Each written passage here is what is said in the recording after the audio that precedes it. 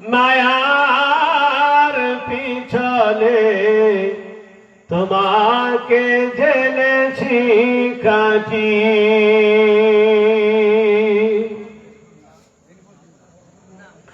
ও গো কবর গাহের মাঝি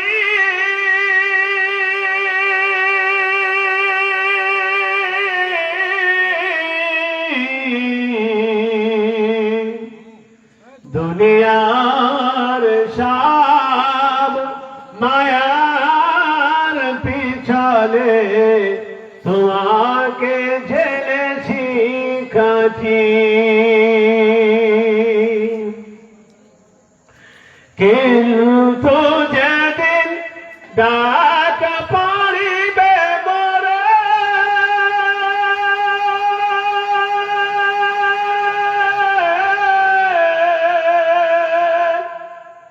তোমার শীতল কোলে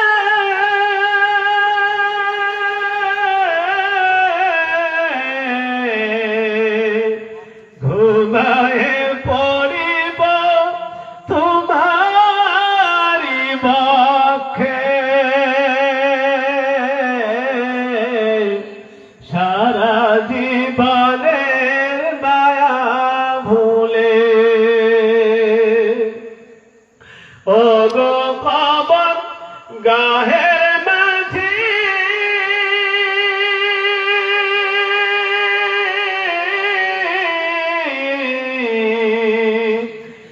দুনিয়ার সব মায়ার পিছনে তোমাকে জেনেছি কাটি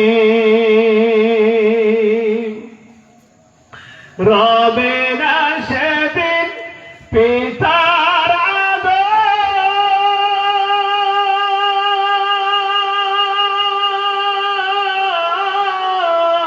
আদর মায়ের স্নেহের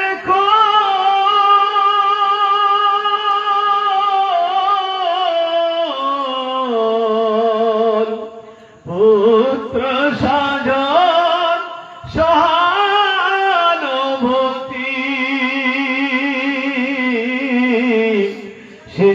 শিশুদের কলরল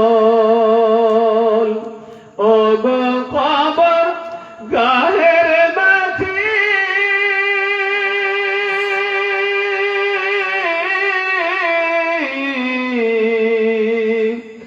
দুনিয়ার সব মায়ার পিছনে তোমাকে জেনেছি কাটি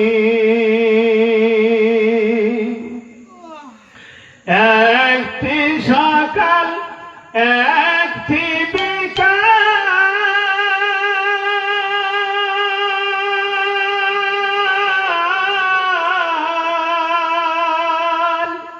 কাটেলি যাদের ছাড়া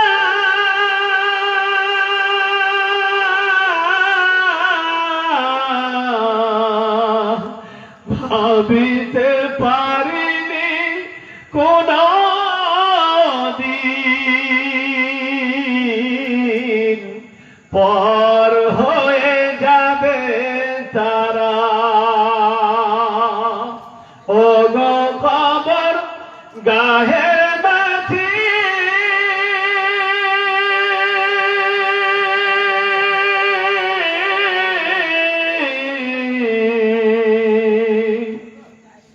দুনিয়ার সব মায়ার পিছনে তোমাকে জেনেছি কাটি প্রিয়তমা আর দেবে না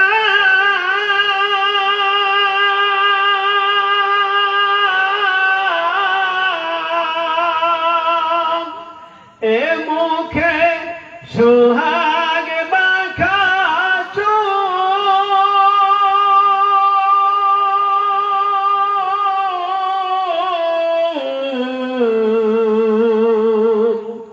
ঘুমানোর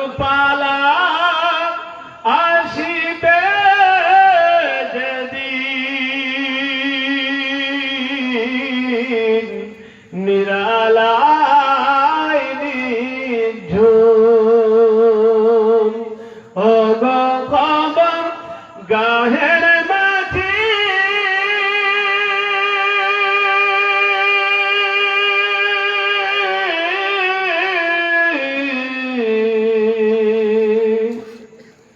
দুনিয়ার সব মায়ার পিছনে তোমাকে জেনেছি কাটি,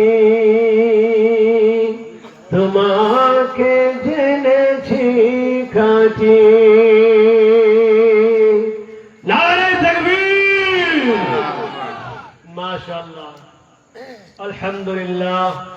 সমস্ত প্রশংসা, সমস্ত গুণগান, গুণকীর্তন, উপাসনা, আরাধনা, পূজা অর্চনা মহান আল্লাহ রাব্বুল আলামিনের জন্য, যিনি আমাদেরকে আশরাফুল মখলুকাত, সৃষ্টির সেরা মানুষ রূপে তৈরি করেছেন। আল্লাহ রাব্বুল আলামিন আমাদের উপর বড় দয়া করেছেন, ইহসান করেছেন। আল্লাহ রাব্বুল আলামিন যদি চাইতেন আমাদেরকে পথের কুত্তা কিংবা ঘৃণিত শুয়োর বা কোন নালীর কীড়া মাকড়া পোকা তৈরি করতে পারতেন, কিন্তু আল্লাহ রাব্বুল আলামিনের কাছে আমরা দরখাস্ত করিনি, কোনো মিছিল মিটিং করিনি, কোনো মনোনয়ন পত্র দাখিল করিনি। আল্লাহ রাব্বুল আলামিন আমাদের উপর করুণা করে, দয়া করে সুন্দর একটা মানুষ তৈরি করেছেন। জোরে বলুন আলহামদুলিল্লাহ। আল্লাহ কত দয়া করেছেন আমাদের উপরে। যদি আল্লাহ তাআলা আমাদের হাতগুলো এখন বেঁকিয়ে দেন, আমাদের করার কিছু আছে? আছে? আল্লাহ তাআলা যদি আমার জবানটাকে বন্ধ করে দেন, কিছু করার আছে? আল্লাহ যদি আমার ঠ্যাংগুলো ন্যাংলা করে দিতেন, কিছু করার ছিল? আল্লাহ রাব্বুল আলামিন আমাদের উপর দয়া করে, ইহসান করে কত সুন্দর শ্বাস নেওয়ার একটা সুযোগ দিয়েছে। বলুন আলহামদুলিল্লাহ। আল্লাহ বলছে, বান্দা তুই যতই আমার শুকরিয়া আদায় কর, আমার শুকরিয়া শেষ করতে পারবি না। জি মাশাআল্লাহ। কি নাম ভাই? মাশাআল্লাহ, নারে তাকবীর। হুমায়ুন কবির ভাই আমার এখানে ছিল, ছিল কিনা ছিল খোদা দানে বোঝা গেল। 20,000 টাকা মাবুদ করে গেল দান, এই দান কবুল করো ওগো রহমান। কি দোয়া করিব খোদা মা বাপের কারণ, ইহ পরকালে দিও সুখের জীবন। মা বাপ যদি খোদা থাকে বিপদেতে, উদ্ধারিয়া নিও খোদা দানের বরকতে। আমি নয়ামিন খোদায়, আমি নয়ামিন, এই দোয়া কবুল করো রব্বুল আলামিন। নারে তাকবীর, মাশাআল্লাহ। আল্লাহ রাব্বুল আলামিন যদি আমাদেরকে অন্ধ করে দিত বন্ধু, একটা চোখের দাম কেউ দিতে পারবে? আমি যদি বলে তোমাকে 5 তলা একটা বাড়ি দিব, 2খানা চোখ তোমার তুলে নিব, কেউ রাজি হবে? বোকা মানুষ ওই হবে যে 2টা চোখ দিয়ে 5 তলা বাড়িটা নিতে চাইবে। কেউ নিবে ভাই? আছে? আমার এক বন্ধু ছিল লন্ডনে, সেই বন্ধুর 2খানা কিডনি ফেল। অনেকবার ফোন করেছে, বন্ধু কিডনি 2টা না পাল্টালে আমি বাঁচবো না, ডাক্তার বলে দিয়েছে। অনেক চেষ্টা করার পরে বলছে ভাই 2টা কিডনির খোঁজ পেয়েছে কলকাতায়। আমি বললাম ভাই দাম কত? বলেছে 2টা কিডনির দাম হলো 80 লক্ষ টাকা। কত টাকা?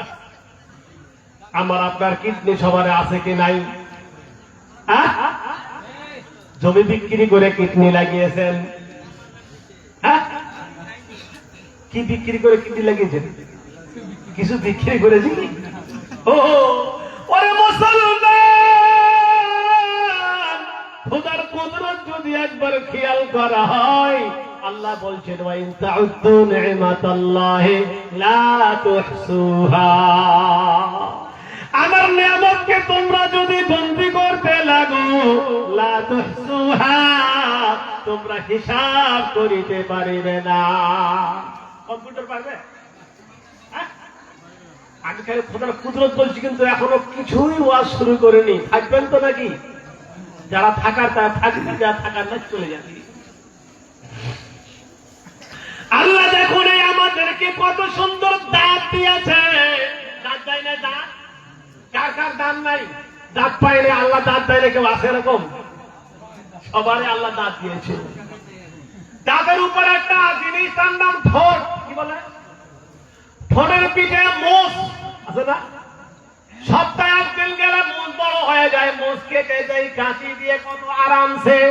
না আপনারা আড়ি দিয়ে কাটেন নাকি? করাত দিয়ে কাটেন? বলেন তো, মোষটা কাঁচি দিয়ে কত সুন্দর করে কেটে দিলাম রে বন্ধু।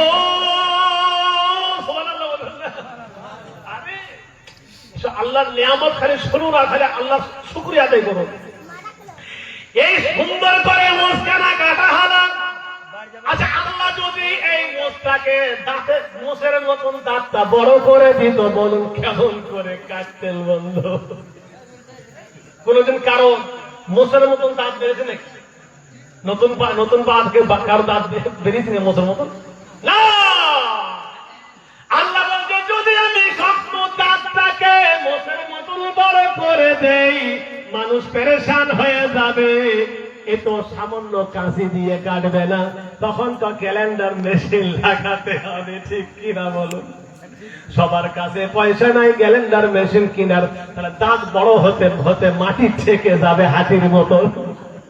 হাসির কথা বলে নাই, খোদার কুদরতের কথা বলছে। জোরে বলুন আলহামদুলিল্লাহ। আল্লাহ দুটা জিনিস তৈরি করেছেন, একটা হলো মহিলা আর একটা হলো পুরুষ। পুরুষের দাড়ি মোষ সব গজায় বড় হয়ে যায়, কিন্তু মহিলার দাড়ি মোষ হয় না। 1 কোটির মধ্যে একটা যদি হয়, সেটা ইত্তেফাক হয়ে যায় কোনো কারণবশত। কিন্তু আল্লাহর কুদরত দেখুন, মহিলার কোনো দাড়ি নাই। মহিলারা, আপনাদের বাড়িতে মহিলারা দাড়ি সাফ করে নাকি? হয়? তুমি বলছো হয় না? আরে মহিলারা দাড়ি সেভ করে না। মহিলারা মনে মনে করে, আল্লাহ গো, ওই দাড়িটা যদি আমার স্বামীর না দিয়ে আমাকে দিতে, আমি কাটতাম না কোনোদিন। আর আমার স্বামী খালি সারা সকাল সন্ধ্যে খালি, সারা বলো খারাপ মনে করবে, সকাল সন্ধ্যা খালি রেজেন্ট যাচ্ছে না, রেজেন্টে খালি চাচ্ছে খালি। আল্লাহ শুনে রাখেন, আল্লাহ পুরুষকে কেন দিল দাড়ি রে মুসলমান? শোনো, তার পুরুষত্বটাকে ক্ষমতাটাকে বাড়াবার জন্য আল্লাহ পুরুষকে দাড়ি দিয়েছে, মোষ দিয়েছে। পুরুষের পরিচয় হলো মোষ। মোষ থাকে না কার? মহিলার। কেউ যদি মোষ আর দাড়ি কেটে দেয়, মহিলার মধ্যে ওর মধ্যে পার্থক্য এতটুকু থাকলো, এখানে লুঙ্গি পরে আর শার্ট পরে, এটাই পার্থক্য, কোনো ফারাক না। আমি ভিতরে কিছু কথা বলতে চাইছি, আর বলবো না, আর আগাবো না, এখন এইখান থেকে ঘুরে আসি। ও বন্ধুরা শোনো, একটু খালি যদি ধ্যান নিয়ে আসি, আমি মুখটা নড়াচ্ছি, ঠোঁট নড়াই, জিভটা নড়াই, কথাটা প্রত্যেকে তৈরি হয়ে আসছে, কেউ বলতে পারবে? কথা তৈরি করা মেশিন ভিতরে আছে নাকি? আছে? আরে ভগবান বলার লোকের আছে নাকি মেশিন ভিতরে? কোথাও মেশিন নাই।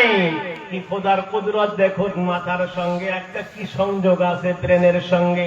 কে বা ওই কথাগুলো এখানে হাজির তৈরি করে দিচ্ছে, কান দিয়ে শোনা হচ্ছে, মুখ দিয়ে বের হয়ে যাচ্ছে। দেখুন, যারা বোবা তারা কিছুই বোঝে না, কিছু বোঝে না, ওরা কথা বলতে পারে না। এটা আল্লাহর বড় নিয়ামত। নিয়ামত কেন বলুন? নিয়ামত। আবার আল্লাহ বলছে, শোনো রে বান্দারা, আমি তোমাকে একটা দিল দিয়েছি, দিল হাড় দিয়েছি। আল্লাহর কোন নিয়ামতটাকে আপনি শুকরিয়া আদায় করবেন? মনে হবে আল্লাহ সবসময় তোমার সেজদায় চলে যাই, আল্লাহ তবু হয়তো তোমার ঋণ শোধ হবে না। একটা মানুষের শরীরে কোটি টাকার সম্পদ আছে, জোরে বলুন কত? কমপক্ষে 40 কোটি টাকার সম্পদ আছে একটা মানুষের শরীরে। ও বন্ধু শুনে রাখেন, আমরা আল্লাহর কাছে চাই নাই, কিন্তু আপনাকে আল্লাহ না চেয়ে 40 কোটি টাকার সম্পদ দান করেছেন।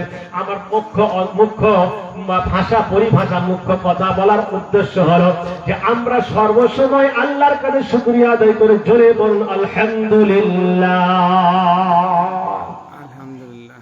আল্লাহর শুকরিয়া আদায় করুন যে আল্লাহ ভালো রেখেছে, যতটুকু আল্লাহ ভালো রেখেছে সেটাই শুকরিয়া। যারা সুগার আছে তাকে জিজ্ঞেস করুন, বন্ধু মিষ্টি কেমন করে খাও? মিষ্টি কথা কইস না, খালে খাওয়াবে দূরের কথা কইলেই মনে হয় আমার সুগার পেয়ে গেল মনে হয়। কি আল্লাহ আমাকে সুগার দেন, শুকরিয়া দেন। যার কীর্তি কেমন তাকে জিজ্ঞেস করুন কেমন আছো? আমার এক বন্ধু হাফেজ খায়রুল ইসলাম, নাম বলে ফেললাম, দক্ষিণ দিনাজপুরে বাড়ি। জানি মানে হাফেজ সাহেব দুটাই কিডনি ডাউন হয়ে গেছে। বলছেন ভাই 2 দিন পর পর আমাকে ডায়ালিসিস করতে হয়। আমি বললাম হাফেজ সাহেব বলো, যখন তোমার ডায়ালিসিস করা হয় তখন তোমার কেমন হয়? বললো ভাই এমন অবস্থা হয়, আমি আল্লাহর কাছে বলি আল্লাহ এই বেঁচে থাকার থেকে মরে যাওয়া অনেক ভালো। পুরো শরীরে যন্ত্রণা শুরু হয়ে যায়, মেশিনের সাহায্যে পাইপে পাইপে পাইপে পাইপে সমস্ত শরীরে রক্তটা বেরিয়ে আবার এসে ঢুকে যায়। ও মুফতি সাহেবকে বলবো, মনে হয় যে আমি আর বাঁচিব না। শুকরিয়া আদায় করবেন না আল্লাহ? আমার আল্লাহ যত শুকরিয়া আদায় করবে রে মুসলমান, আল্লাহ তত সুস্থতা দিবে। জোরে বলুন সুবহানাল্লাহ।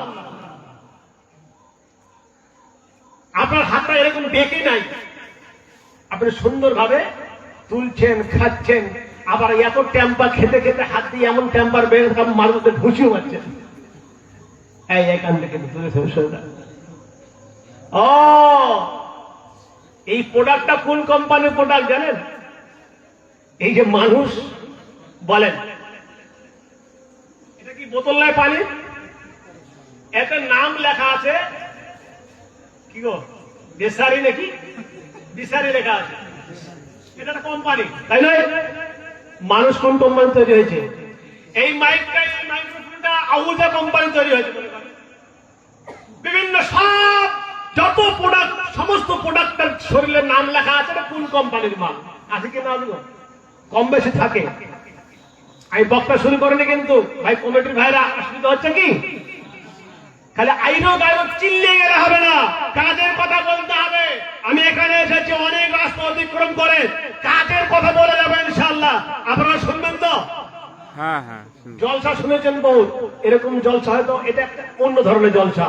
আমি যেটুকু কথা বলি ইখলাসের সঙ্গে বলবো, দরদ আছে, যাতে করে আমার ভাইয়েরা সমস্ত খারাপের থেকে ঘুরে আসে, জান্নাতের পথে আমরা চলি। চলবে ইনশাআল্লাহ। তো বলুন, মানুষ কোন কোম্পানির তৈরি হয়েছে বলুন? একদম দাঁড়িয়ে বলুন, কে বলতে পারবেন? ভাই আমার গায়েও সিল মারা আছে, আমি কোন কোম্পানির প্রোডাক্ট? আল্লাহ কোন কোম্পানি তৈরি করেছে আমাকে? আল্লাহ যে আমাকে সৃষ্টি করেছে তার সিল মোহর তোমার গায়ে আছে, আছে কিনা? আছে, থাকবে, একটা আছে। আমি আল্লাহর বান্দা, আমার পরিচয় আল্লাহর বান্দা আমি, নাকি? আমার আল্লাহ তাআলা শুনে রাখুন, এই মানুষটাকে তৈরি করেছেন, কমপক্ষে তার এই মানুষটার শরীরে 5 জায়গায় আল্লাহ নামটা লেখা আছে। নতুন গ্রামের মানুষেরা শুনে রাখুন, আমরা কোথা থেকে আসলাম, কোথায় আসলাম, কোথায় যাব? ও মুসলমান, এটা বুঝি না, আমরা খালি এতটুকু বুঝি, মায়ের পেটে আসলাম, মায়ের পেটে থেকে দুনিয়ায় আসিলাম, দুনিয়ায় থেকে আবার ঘুরে কবরে চলে যাব। এইটাই বুঝেছি, আর বেশি কিছু বুঝি। ও মুসলমান শোনেন, এই দেখুন প্রত্যেকটা হাতে আমার আল্লাহ তাআলা লিখে দিয়েছেন, এটা হলো আলিফ, এটা হলো লাম লাম, এটা হলো হু। আল্লাহ বলছেন আল্লাহ, এ বান্দা তুমি যেখানে যাবে খবরদার তোমার হাতগুলোকে সমঝিয়ে চলবে, চুরি করবে না, মানুষের খারাপ মালে হাত দিবে না, মানুষের মালের দিকে খারাপ নজর করবে না। এই যে মানুষের মুখমণ্ডলটা আছে, এইটা হলো আলিফ, এই কানটা, এটা হলো লাম, লাম, এটা হলো হু, লেখা আছে আল্লাহ। আল্লাহ বলছে শোনো, তোমাকে এমন জায়গায় আমার নাম, আমার সিলমে দিয়েছি। এই দুই চক্ষু হলো কঠিন জিনিস, জিহ্বা হলো, মুখ হলো কঠিন জিনিস, দুই কান হলো কঠিন জিনিস। খারাপ জিনিস শুনবে না, খারাপ জিনিসের দিকে তাকাবে না, খারাপ কথা বলবে না। আর যদি তুমি খারাপ জিনিসের দিকে তাকাও, খারাপ কথা বলো, খারাপ কথা শোনো, শুনে রাখো কিয়ামতের ময়দানে তোমাকে জবাব দিতে হবে। ধরবে আল্লাহ কিয়ামতের সহজ কথা না। আল্লাহ বলবে এই শালার বেটা ও চুরি করেছে, ডাকাতি করে, ধর। বলছে না আল্লাহ জীবনে চুরি করেনি, আমি চুরি করিনি। খেলা চুরি করিস? বলে না আল্লাহ চুরি করেনি। আল্লাহ বলছেন আলিয়াউমা নাখতিমু আলা আফওয়াহিহিম, সেই দিন আমার আপনার মুখটাকে বন্ধ করে দেওয়া হবে। ওয়া তুকাল্লিমুনা আইদিহিম বিমা কানু ইয়াকসিবুন, সেই দিন মুখটাকে বন্ধ করে দেওয়া হবে। ওয়া তুকাল্লিমুনা আইদিহিম, তোমার হাতগুলো কথা বলিবে। ওয়া তাশহাদু আরজুলুহুম, তোমার পাও দুটো সাক্ষী দিবে আল্লাহ হ্যাঁ চুরি করেছিল। আল্লাহ বলে তুই মিথ্যাটা বললি কেন? চল লাত মেরে জাহান্নামে ফেলে দেবে। কথা নয় মহতরম বুজুর্গ দোস্ত আজিজ, আল্লাহর যত কুদরত আপনি বয়ান করবেন, চিন্তা করবেন, আল্লাহ আপনার ঈমানকে বাড়িয়ে দিবে এবং আল্লাহ তাআলা আপনাকে নেকি দান করবে। বলুন সুবহানাল্লাহ। এটা হলো আল্লাহর কুদরত। তারপরে পরে বিশ্বনবী মুহাম্মদুর রাসূলুল্লাহ সাল্লাল্লাহু আলাইহি ওয়াসাল্লাম, যিনাকে সৃষ্টি না করলে আল্লাহ তাআলা এই কুল কায়নাত, আসমান জমিন, চাঁদ সিতারা, গ্রহ নক্ষত্র, পাহাড় পর্বত, নদী নালা, বৃক্ষ লতা পাতা কিছুই সৃষ্টি করতেন না। সেই নবীর প্রতি সহস্র শত কোটি শান্তির ধারা, সালাম ও দরুদ বর্ষিত হোক। জোরে বলুন আল্লাহুম্মা সাল্লি আলাইহি, আল্লাহুম্মা বারিক আলাইহি। এই পৃথিবীর বুকে সব থেকে বেশি যদি দয়া আমাদের উপর কেউ করে আল্লাহর পরে, সেটা হলে আমাদের নবী। জোরে বলো সুবহানাল্লাহ। যেই নবী পেটে পাথর বাঁধলেন, উহুদের ময়দানে দন্দল মুবারক শহীদ করে দিলেন, যেই নবী আমাদের জন্য সারা জিন্দগি কেঁদে কেঁদে আজও পর্যন্ত কবরে আধারে কাঁদছেন, ইয়া উম্মতি, ইয়া উম্মতি, আমার উম্মতের কি হবে, আমার উম্মতের কি হবে। মুহতারাম বুজুর্গ দোস্ত আজিজ, সেই নবীর উপরে দরুদ ও সালাম বর্ষিত হোক আর আল্লাহ তাআলা সেই নবীর উপর শান্তি বর্ষিত করুক। যদি সেই নবী না আসতেন আমরাও অন্ধকারে ডুবে থাকতাম, আইয়ামে জাহিলিয়াতের যুগের মতো আমরাও এই পৃথিবীতে ঈমান নামক জিনিসটা পেতাম না। তারপরে জানাই আজকের এই জলসার মহামান্য, মহাজ্ঞানী, মহাধন্য, মহাপণ্ডিত, মহাসম্মানীয় সভাপতি সাহেব এবং আমার বয়োজ্যেষ্ঠ, বয়সমস্ত, বয়কনিষ্ঠ পর্দার আড়ালে বসা আমার মা ও বোনেরা এবং জাতি, ধর্ম, বর্ণ নির্বিশেষে হিন্দু, মুসলিম, বৌদ্ধ, খ্রিস্টান, আদিবাসী এই দেশের সমস্ত রকমের ভাই ভ্রাতা ভগ্নীদের প্রতি আমার শ্রদ্ধা, ভালোবাসা, সালাম ইত্যাদি জানিয়ে আমার বক্তব্যের লাইনে আমি আসলাম। কিছু বক্তব্য আপনাদেরকে শোনাবো, আল্লাহ যদি আমাদের তৌফিক দেন। ওমা তৌফিক ইল্লা বিল্লাহ। শুনবেন তো ইনশাআল্লাহ? ইনশাআল্লাহ। মহতারাম বুজুর্গ দোস্ত আজিজ, আমি একটু নবী সম্পর্কে প্রথম আলোচনা করব, নবীর জীবনী সম্পর্কে। তারপরে এর সাইডে সাইডে যে সমস্ত কথাগুলো যেগুলো দেখে আসলাম পরিস্থিতি দেশের, যা এই ব্যাপারে একটু আলোচনা করব। আমি রাজনৈতিক কোনো কথা বলি না কোনো জলসায়, আমি রাজনৈতিক জিনিসটা অত কিছু বুঝি না। ওই জন্য যতটুকু আল্লাহ আমাকে জ্ঞান দিয়েছে কোরআন এবং হাদিসের ইসলামের সম্পর্কে সেইটুকু কথা বলবো। আমি রাজনীতি বুঝি না, অতএব রাজনীতি ব্যাপারে কোনো আলোচনা আমি করিও না। বুঝতে পেরেছেন তো আপনারা? বুঝতে পেরেছেন? আর আমার দ্বারা সম্ভব নয়। আমাকে বহু রাজনৈতিক দল ডাকে, আসে আমার কাছে দোয়া চাইতে, আমি বলি ভাই আল্লাহ তোমায় কামিয়াব করুক, আল্লাহ তোমায় ভালো করুক। এতটুকু সালাম দোয়া আমি রাজনীতি মহলে পা দেইনি, আর এরকম ইচ্ছা আমি দিবও না, কারণ ওটা আমার দ্বারা সম্ভব নয়, আমি পারবো না। যে যার মানুষটা করতে পারে করুক, আমার আপত্তি নাই, কিন্তু আমাকে কেউ ডাকবেন না। আপনারা আসুন, সালাম দোয়া আলহামদুলিল্লাহ, অসুবিধার কিছু নাই। আমি আপনাদের শোনাবো, সেটা হচ্ছে যে মুসলমান কোন অধপতনে যাচ্ছি আমরা, ইমান হারা হয়ে যাচ্ছি, কারণটা কি, কি হলে ইমান পাবো, ইমান তাজা থাকবে, সেই কথাগুলো আপনাদেরকে শোনাবো ইনশাআল্লাহ। বুঝতে পেরেছেন তো? মহাতারাম বুজুর্গ দোস্ত আজিজ, 571 বা 570 খ্রিস্টাব্দে জনাবে মুহাম্মদ রাসূলুল্লাহ সাল্লাল্লাহু আলাইহি ওয়াসাল্লাম দুনিয়াতে আসছেন। কোথায় আসছেন? এই দুনিয়াতে আসছেন। তার আগে কোথায় ছিলেন সেটা বলছি। একদিন নবী করিম সাল্লাল্লাহু আলাইহি ওয়াসাল্লামের কাছে কে এসেছেন জানেন? হযরত জিবরাইল আলাইহিস সালাতু ওয়াস সালাম এসে দরজা না দিচ্ছেন। ভিতর থেকে আম্মাজান ফাতেমাতুজ জোহরা রাদিয়াল্লাহু তাআলা আনহা, আম্মাজান নবী করিম সাল্লাল্লাহু আলাইহি ওয়াসাল্লামের ছোট কন্যা, পেয়ারা কন্যা, মোহাব্বতের কন্যা আম্মাজান ফাতেমাতুজ জোহরা বলছেন, কে? কথাটা গুরুত্ব দিয়ে শুনবেন, ঘটনাটা আমি বলছি আপনাদেরকে। আমি শুরু করছি বক্তব্য লাইনে। বলছেন, আমি তোমার চাচা না, বলছে আমি একজন লোক এসেছি, মানে মেহমান। আম্মাজান ফাতেমাতুজ জোহরা রাদিয়াল্লাহু তাআলা আনহা দরজাটা খুলে দিলেন। জিবরাইল আলাইহিস সালাতু ওয়াস সালাম আসলেন। আম্মাজান ফাতেমাতুজ জোহরা রাদিয়াল্লাহু তাআলা আনহা বলছেন, আব্বাজান ইনি কে? তো নবী করিম সাল্লাল্লাহু আলাইহি ওয়াসাল্লাম বললেন, বেটি ফাতেমা তোমার চাচা হয়, তোমার চাচা। চাচা সম্পর্ক দিয়ে বললেন। এই কথাটা শুনে জিবরাইল আলাইহিস সালাম একটু মনক্ষুণ্ণ হলেন, আমাকে চাচা বললেন কেন?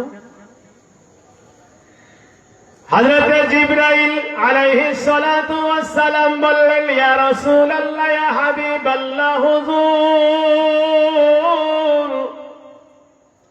আপনার বেটি ফাতেমাতুজ জোহরা জিজ্ঞাসা করলেন ইনি কে? আপনি কেন বললেন আপনার মেয়েকে যে তোমার চাচা হয়? বিশ্বনবী মুহাম্মদুর রাসূলুল্লাহ সাল্লাল্লাহু আলাইহি ওয়াসাল্লাম বললেন, ও জিবরাইল, কেন চাচা বললো না বলো? জিবরাইল বলছেন, হুজুর আপনার তো মাত্র কয়েক বছর হলো জন্ম হয়েছে, বেশি বেশি আপনার জন্ম 40 বছর 45 বছর। আমার জন্ম তো আল্লাহ রাব্বুল আলামিন পৃথিবীর সৃষ্টির সময় আমাকে সৃষ্টি করেছেন। তাহলে কে ইয়া রাসূলুল্লাহ, ইয়া হাবিবাল্লাহ, হুজুর আপনি বড় না আমি বড়? প্রশ্ন আসবে না? পৃথিবী শুরু হয়েছে জন্ম কোটি কোটি বছর আগে, আর বিশ্বনবীর জন্ম 40-45 বছর আগে। অথচ ফাতেমাতুজ জোহরাকে বিশ্বনবী বললেন তোমার চাচা হয়, বলার দরকার ছিল তোমার বড় আব্বা হয়, তাই নয়? বিশ্বনবী বললেন, জিবরাইল তোমার বয়স কতখানি তুমি কি বলতে পারো? হযরত জিবরাইল বলছেন, ইয়া রাসূলুল্লাহ, ইয়া হাবিবাল্লাহ, হুজুর আমার বয়স কতখানি আমি নিজেও জানি না।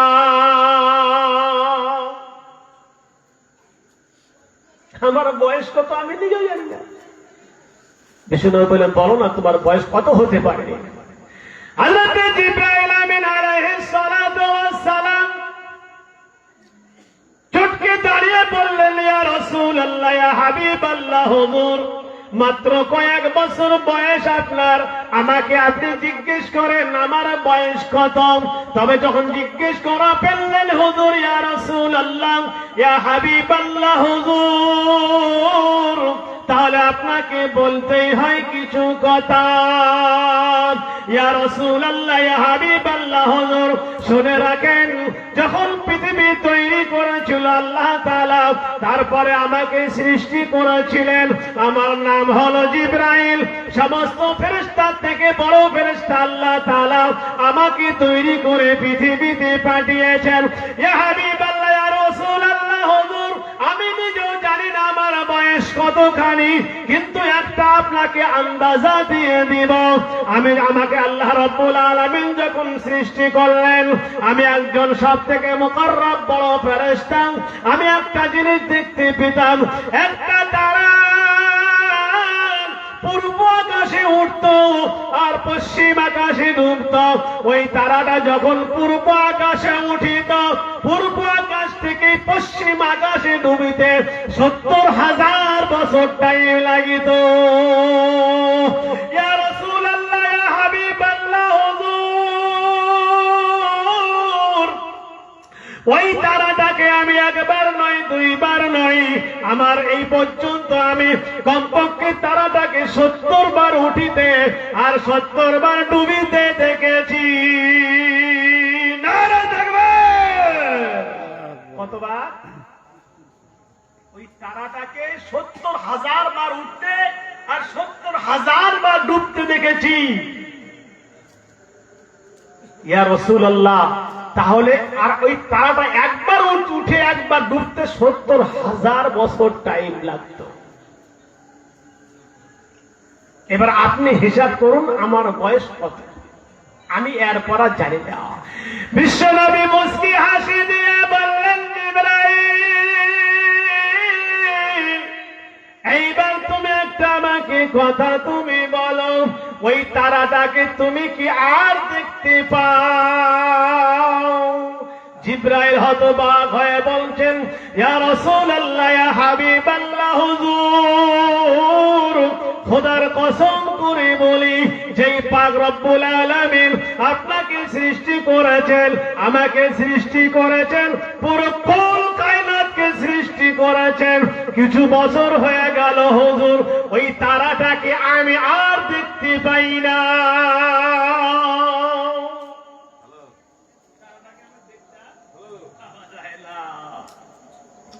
বিশ্বনবী বললেন, শোনো ও জিবরাইল, কেন দেখতে পাও না বলো?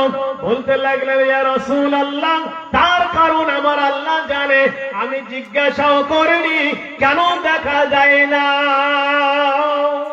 বিশ্বনবী বললেন, জিবরাইল, তোমার সামনে বসা আমাকে কি তুমি দেখতে পাও না? এ জিবরাইল, শুনে রাখো, ওই তারাটাই ছিলাম আমি। নারে তাকবীর! ওই তারাটা আমি ছিলাম। তার মানে এই পৃথিবী সৃষ্টি করার আরো কোটি কোটি বছর আগে আল্লাহ তাআলা আমাকে সৃষ্টি করেছেন। এই জিবরাইল, আমাকে সৃষ্টি আল্লাহ না করলে আল্লাহ এই পৃথিবী তৈরি করতো না। তাই তারও আগে আল্লাহ তাআলা আমাকে সৃষ্টি করেছেন। এইবার জিবরিল, তুমি বলো, তোমার বয়স বেশি না আমার বয়স বেশি? জিবরিল আলাইহিস সালাতু ওয়াস সালাম মুস্কি হাসি দিয়ে বিশ্ব নবীকে জড়িয়ে ধরে বলতে লাগলেন, ইয়া হাবিবাল্লাহ হুজুর, আমাকে ক্ষমা করে দিবেন, এতদিনে বুঝতে পারলাম আপনি হলেন আমার বিশ্ব নবী মুহাম্মদুর রাসূলুল্লাহ সাল্লাল্লাহু আলাইহি ওয়াসাল্লাম। বুঝতে পেরেছেন কথাটা? এই ভাষাটা ভাই, ভাষাটা বুঝতে পেরেছেন তো? আমার নবীকে আল্লাহ তাআলা পৃথিবী সৃষ্টি করার কোটি কোটি বছর আগে সৃষ্টি করেছেন, যেই নবীকে সৃষ্টি না করলে আল্লাহ এই পৃথিবী তৈরি করতেন না। এবার আসুন আমি একটু আমার বিশ্ব নবী সাল্লাল্লাহু আলাইহি সাল্লামের তরিকা, পন্থা, ভাই উঠবেন না, একটু বসুন, 15 মিনিট বসুন, একটা এলেম নিয়ে যান, আমি এটা বলবো। আর বসবে না। আমি বলছি কাজের কথা নিয়ে যান। এই ওয়াজ আপনারা হয়তো খুব কম জায়গায় পাবেন। এই নজন ছেলেরা বসে যাও, কোথায় বাজারে গিয়ে আড্ডা দিয়ে কি দরকার আছে? বসো, আমি এতদূর থেকে এসেছি আর এখানে বসতে পারবে না? মহতারাম বুজুর্গ দোস্ত আজিজ, তো সেই নবীর সঙ্গে আমাদের মহাব্বত করতে হবে, করতে হবে না? আরে মুসলমানের ধর্মগ্রন্থ তো শুধু নয়, অন্য অন্য ধর্মগ্রন্থের মধ্যেও বিশ্ব নবীর আগমনের কথা বলা হয়েছে। এমনকি শ্রী ভাগবতের মধ্যেও বলা হয়েছে, ইনজিল, তাওরাত, জাবুরের মধ্যেও বলা হয়েছে, বাইবেলের মধ্যেও বলা হয়েছে। আমার বিশ্ব নবীর আগমনের কথা সব জায়গায় বলা হয়েছে। আমি একটু ইন্টারেস্টিং কথা দুটো বলে দেই, বলার পরে একটু লাইনে যাব। 9 জন ছেলেগুলো পালাচ্ছিল, ওদের কিছু একটু গ্যাস দেবো, ট্যাবলেট দেবো, বুঝতে পারলেন তো, যাতে কাজে লাগে। অন্য কিছু খারাপ বলবো না আমি। শ্রী ভগবতের মধ্যে আছে অল্লাং জ্যেষ্ঠং ষষ্ঠং পরম পাবন নমো অল্লাং আল্লাহ লা ইলাহা হারফে পাবম ইল্লা ইলাহা পরম পাবম লা ইলাহা ইল্লাল্লাহ মুহাম্মাদুর রাসূলুল্লাহ ইল্লাল্লাহ। সেই কথাটা শ্রী ভগবতের মধ্যে আছে। এর আরো বিভিন্ন সমস্ত ধর্মগ্রন্থের মধ্যে বিশ্বনবী মুহাম্মদুর রাসূলুল্লাহর কথা রয়েছে। লা ইলাহা ইল্লাল্লাহ মুহাম্মাদুর রাসূলুল্লাহ ইল্লাল্লাহ। এটা তো হয়ে গেল সংস্কৃত ভাষা, এই জন্য একটু আমাদের বুঝতে অসুবিধা হয়। যাই হোক, সেই লাইনে যাব না। তারাও জানে, আমার ভাইয়ারা, আমার পড়োশী ভাইয়ারা, তারাও জানে যে মোহাম্মদ বলে একজন বিশ্বনবী শেষ জামানায় এখানে আসবেন। তো আমাদেরকে আল্লাহ তাআলা নবী দিয়েছেন, এতে আমরা খুশি না বেজার? আলহামদুলিল্লাহ। নবীর মহব্বত দিলে আছে তো সবার নাকি? আরে নবীর মহব্বত থাকলেই খালি হবে না, সেটাকে জাহির করতে হবে, সে তার প্রতি আমলও করতে হবে। নবীকে ভালোবাসলে আল্লাহ 3টে পুরস্কার দিবে। কয়টা? 3টে পুরস্কার দিবে। জোরে বলেন কয়টা? আসতে হলো কেন? আমি কি পার্টির স্লোগান দিতে পেয়েছি? জোরে বলেন কয়টা? আরো জোরে কয়টা? জোর হলো না কয়টা? স্লোগানটা কিসের হলো? কোরআনের স্লোগান হলো, ইসলামের স্লোগান হলো। এতে যদি কলজা ফেটে যায়, কিয়ামতের ময়দানে বলতে পারবো, আল্লাহ তোর কোরআনের কথা শুনতে শুনতে আমি স্লোগান দিতে দিতে জান ছেড়ে দিয়েছি। আল্লাহ বলবে, এই ফেরেশতারা নিয়ে যা, সুলায় জান্নাতে দিয়ে দে। এ তো অন্য কোন আর বলে না, দুনিয়ার পার্টি এমুক বাঁচাও তমুক বাঁচাও, ভোট দাও, এই করো সেই করো, সেই তো আর বলেনি। ও বলেছে কোরআনের যদি আইন মানা হয়, নবীর মহব্বত আনা হয়, পুরস্কার হবে কয়টা? শুনে নেন, 9 জন উঠবে না, কিন্তু আমি এমন একটা জিনিস বলবো, হয়তো তুমি কোনো শোনোনি, সেগুলো শুনে যাবে, কাজে লাগবে। বাবা, হারাম খাওয়া থেকে দূরে সরে যাও। আমি বলে দিই, এই বাবা উঠতে লেগে যাবে। বিসমিল্লাহির রাহমানির রহিম। কুল ইন কুনতুম তুহিব্বুনাল্লাহ ফাত্তাবিউনি ইউহিব্বুকুমুল্লাহ। আল্লাহ বলেন, হে নবী তুমি বলে দাও, ইন কুনতুম তুহিব্বুনাল্লাহ, তোমরা যদি আল্লাহকে ভালোবাসতে চাও, আল্লাহকে পেতে চাও, আগে তোমরা নবীর ভালোবাসা দেখিয়ে দাও। নবী, ইন কুনতুম তুহিব্বুনাল্লাহ, আমরা আল্লাহকে ভালোবাসি কিনা? তাহলে আগে নবীর ভালোবাসা নিয়ে আসতে হবে। এই জায়গাটা আমি একটু পেঁচে যদি বাঁচি, আমি সোজা করে বলবো আপনাদেরকে, বুঝতে পেরেছেন তো?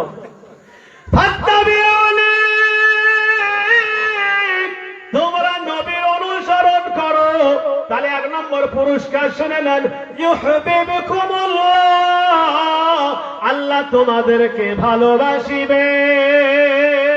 1 নম্বর পুরস্কার, নবীর ভালোবাসা নিয়ে আসলে 1 নম্বর পুরস্কার, আল্লাহ তোমাকে ভালোবাসবে। আর আল্লাহর ভালোবাসা যদি পাওয়া যায়, কোনো টেনশন আছে রে ভাই?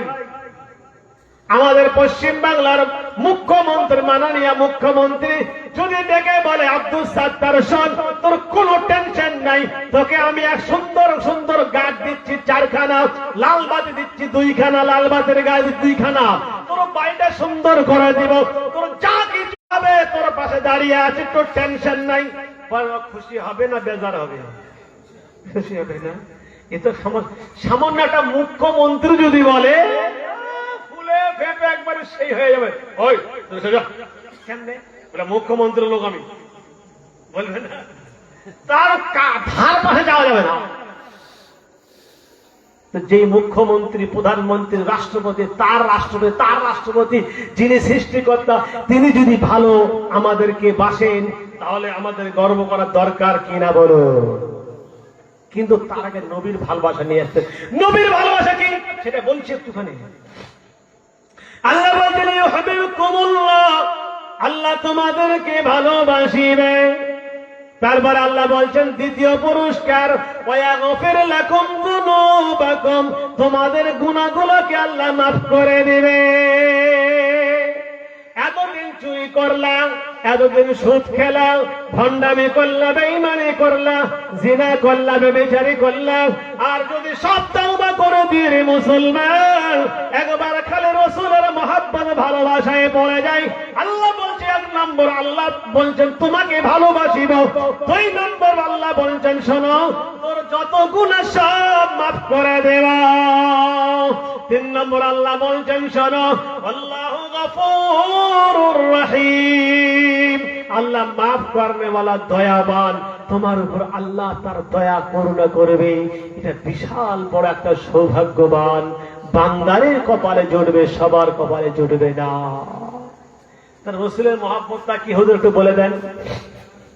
বিশ্বনবী মুহাম্মদুর রাসূলুল্লাহ সাল্লাল্লাহু আলাইহি ওয়াসাল্লাম বলছেন বুখারী শরীফের হাদিস, লা ইউমিনু আহাদুকুম হাত্তা আকুনা আহাব্বা ইলাইহি মিন ওয়ালিদিহি ওয়া ওয়ালাদিহি ওয়ান নাসি আজমাইন।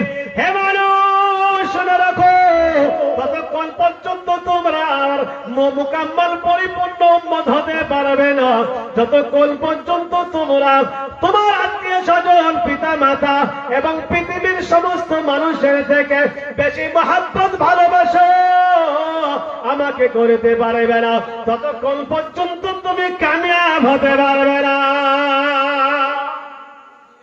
কথা বুঝে আসলো ভাই? আসতে বলুন। প্রশ্ন আমার এখানে একটা আছে,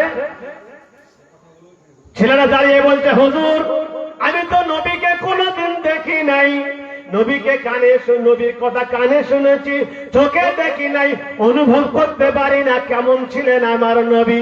কিন্তু আপনি বললেন নিজের স্ত্রীর থেকে, সন্তানের থেকে, পিতা মাতার থেকে, সমস্ত পৃথিবীর মানুষের থেকে আমার নবীকে বেশি ভালোবাসতে হবে, নচেত মুকাম্মাল মুমিন হওয়া যাবে না। এটা তাহলে কেমন করে হব? আমি তো আর নবীকে কোনোদিন পাবো না। প্রশ্ন কিন্তু দারুণ প্রশ্ন নয়, বিশাল প্রশ্ন। বাপ মায়ের থেকে বেশি ভালোবাসা নবীর হতে হবে। তো নবীর কথা তো মনে থাকে না, মাঝে মধ্যে মনে পড়লে তখন আমরা দরুদ পড়ি, সাল্লাল্লাহু আলাইহি ওয়াসাল্লাম দরুদ পড়ি, বা নবীর মহব্বতে আমরা অনেক কিছু করি। কিন্তু তাছাড়া তো আমি তো স্ত্রী ছাড়া থাকতেই পারবো না, সন্তান ছাড়া থাকতেই পারবো না, বাপ মা ছাড়া থাকতেই পারবো না, আত্মীয় স্বজন ছাড়া থাকতে, এদের সবার থেকে বেশি মহব্বত নবীর করতে কেমন করে করবো? শুনে রাখেন, বলে দেই একটু উপমা দিয়ে বলে তারপরে নবীর তরিকায় আসছি। ভাই জওয়ান যাচ্ছিলাম, বলো তোমাদের কথা। এখানে গন্ডগোল লেগে যাবে ভগবান গোলায়। কিছু অকথ্য মানুষ, বদমাইশ মানুষ, আমি বলবো না কে, এরা মুসলমানের মধ্যে থেকে হতে পারে বা অন্য কারো থেকেও হতে পারে, আমার বিশ্ব নবীকে গালাগালি করছে, শুধু একটা ফটো তৈরি করে ওটা জ্বালাচ্ছে। যদি আমি আপনি, ওখানে লেখা আছে নিচে মুহাম্মদ সাল্লাল্লাহু আলাইহি ওয়াসাল্লাম, আমার চোখের সামনে কেউ যদি ওরকম মানে জঘন্য কাজ করে যে মুহাম্মদ সাল্লাল্লাহু আলাইহি ওয়াসাল্লামকে মারছে বা পিটাচ্ছে বা পোড়াচ্ছে, পুরো মুসলমান দেখে থাকতে পারবে? वो की बोलवे, मेरा जान चला जाएगा लेकिन मैं इसको छोड़ूंगा नहीं, বলবে না? নবীর মহব্বত যদি সেই সময় আমার অন্তরের মধ্যে জেগে ওঠে, আর জেগে ওঠাটা স্বাভাবিক, এই বেটা বেঈমান নবীকে গালাগালি করবি না, নচেত্তর টুটি কানা মুখখানা ফাটিয়ে দেওয়া। বলবে কিনা বলবে? সেই সময় নিজের স্ত্রীর কথা মনে থাকে না, পিতা মাতার কথা মনে থাকে না, সব ভুলে গিয়ে মনে যেন হয় আমার নবীর প্রতি গালাগালি দিচ্ছে, তোকে আমি জাহান্নামে পাঠিয়ে দেব, তারপরে আমার যদি মওত হয় মরে চলে যাব। এরকম যদি মুসলমানের মধ্যে আমার আপনার মধ্যে জজবা জোশ চলে আসে রে মুসলমান, আপনি জেনে নেন আপনি সবার থেকে একজন পাক্কা সাচ্চা মুমিন। নারে তাকবীর। এরকম লাখো মুসলমান আমরা আছি ছোট থেকে বড়, যে নবীর প্রতি কেউ কটূক্তি করলে, কোন উল্টা পাল্টা গালাগালি করলে তার খুশি মেরে মুখ ফাটিয়ে দেওয়ার মতন সমস্ত নওজোয়ানের জজবা আছে কিনা বলুন? আছে না? তাহলে আপনি নিজের আত্মীয় থেকে, বিবি থেকে, সন্তান থেকে বেশি ভালো আপনি বাসেন কাকে? আমার নবীকে। হওয়ার দরকার ছিল। কিন্তু গালাগালি করার যখন ঝগড়া হয়, তখন যদি আমার আপনার পিতাকে, মাকে, ভাইকে, বোনকে তো গালাগালি করে, তবু কান পেতে মেনে নেই, শালা জাহিল বলছে, মূর্খ বলছে। কিন্তু নবীর ব্যাপারে কেউ যদি গালাগালি করে, আমরা কিন্তু এক বিন্দু পরিমাণ শুনে থাকতে পারা যাবে না, আর থাকতে পারি না। যদি এটা হয়ে যায়, আপনি মনে করেন খোদার কসম করে বলি, আপনি পাক্কা সাচ্চা একজন মুমিন হয়ে যাবেন। আল্লাহ তাআলা আমাদেরকে মুমিন বানিয়ে দেন। নবীর তরিকায় চলতে হবে বন্ধু। সারা জীবন তো অন্য তরিকায় কাটিয়ে দিলাম। আমি এইখানে কিছু কথা বলে যাব, যে কথাগুলো আমি বলে দেই। আমি ওয়াজ করা ব্যবসাধারী ওয়াজ করা লোক নই, ব্যবসাধারী বক্তা আমি নই। আমি যা বলবো সামনে বলবো, খারাপ লাগতে পারে, কিন্তু খারাপ লাগা নয় রে মুসলমান। ও এলাকার বন্ধুরা আমার, আমি দরদ দিয়ে কথা বলি, যাতে করে আমার ওয়াজ শুনে 10টা লোক সঠিক রাস্তায় চলে আসে, বেঈমানের রাস্তা থেকে ভুলে যায়, আর যেন মোটামুটি আল্লাহর রাস্তা, হেদায়েতের রাস্তা পেয়ে যায়। এই জন্য ওয়াজ করি। যারা আমাকে বক্তার জন্য সিলেক্ট করে, মুফতি সাহেব কত লাগবে আপনার, আমি বললাম, আর একবার কথাটা বললাম, জালসাতেই যাবো না। পরিষ্কার, পয়সার জন্য বক্তা কেন করবো আমি? আপনার যেটা মন দিবেন, নাই দিবেন, নাই দিবেন। গাড়ি নিয়ে যাব, নিজস্ব গাড়ি আছে ভাই, পার্সোনাল গাড়ি, এইটাই এর বিষয় না। সে যেখানে হোক, এইখানে হোক, আমার জেলায় হোক, আসাম পর্যন্ত জলসা করতে যাই, আমি সব জায়গাতে বলে দেই, আমি আপনাদের দরদ নিয়ে কথা বলবো। আজকে ঈদগাহের জলসা, এই জলসা কমিটির উপর আল্লাহ তাআলা রহম করুক, দয়া করুক, বলো আল্লাহুম্মা আমিন। যারা শুনতে এসেছি, আল্লাহ আমাদের আমলকে তৌফিক দান করুক। এবং এই যে ঈদগাহের যে পরিস্থিতি, যে জিনিসটা দরকার আছে, মনে হয় এখানে মেঝে করবেন নাকি? মেঝেটা মেঝের জন্য নাকি মেঝে, প্লাস্টার ইত্যাদি বাকি আছে। আপনারা আলহামদুলিল্লাহ মন খুলে, দিল খুলে দান করেছেন। আরো আশা রাখি আপনারা দান করবেন। আমিও লাস্ট 2-4টা কথা বলবো দানের ব্যাপারে, আপনারা কেউ না দিয়ে যাবেন না ইনশাআল্লাহ। ঠিক আছে ভাই? এবার আমি বলতে চাই, এই ঈমানকে আমাদের নষ্ট করছে ইহুদিরা। 1 নম্বর বেঈমান, মুসলমানের 1 নম্বর বেঈমান হচ্ছে ইহুদিরা। সব ইহুদি বলবো না। তারপরে আমাদের মুসলমানের 1 নম্বর, 2 নম্বর দুষ্প্র হলো খ্রিস্টান। মহতারাম বুজুর্গ দোস্ত আজিজ, আমাদের ঈমান কি করে নষ্ট করতে হবে তার বিশাল পরিকল্পনা তারা জাল পেতেছে। মুসলমানের গরু খাওয়া বন্ধ হয়ে যাচ্ছে আস্তে আস্তে। এখন খাচ্ছে কি? পোল্ট্রি। পোল্ট্রি খাচ্ছেন না? এই এলাকার লোক হয়তো পোল্ট্রি খায় না, খায় গো? এই এলাকার লোক পোল্ট্রি খান আপনারা? এবার বলেন, জবাই করা না কাটা? জবাই করা। এখানে কে জবাই করেন পোল্ট্রি? ভাই সবাই জবাই করা খান তো? এই বডিটা এরকম করে নিয়ে জবাই করছে, ওই জবাই করা নাকি? নিজে হাতে করেন? আচ্ছা মাশাআল্লাহ, নিজে হাতে করেন। এবার আমরা প্রশ্ন করব, জবাই করা ফরজ কয়টা?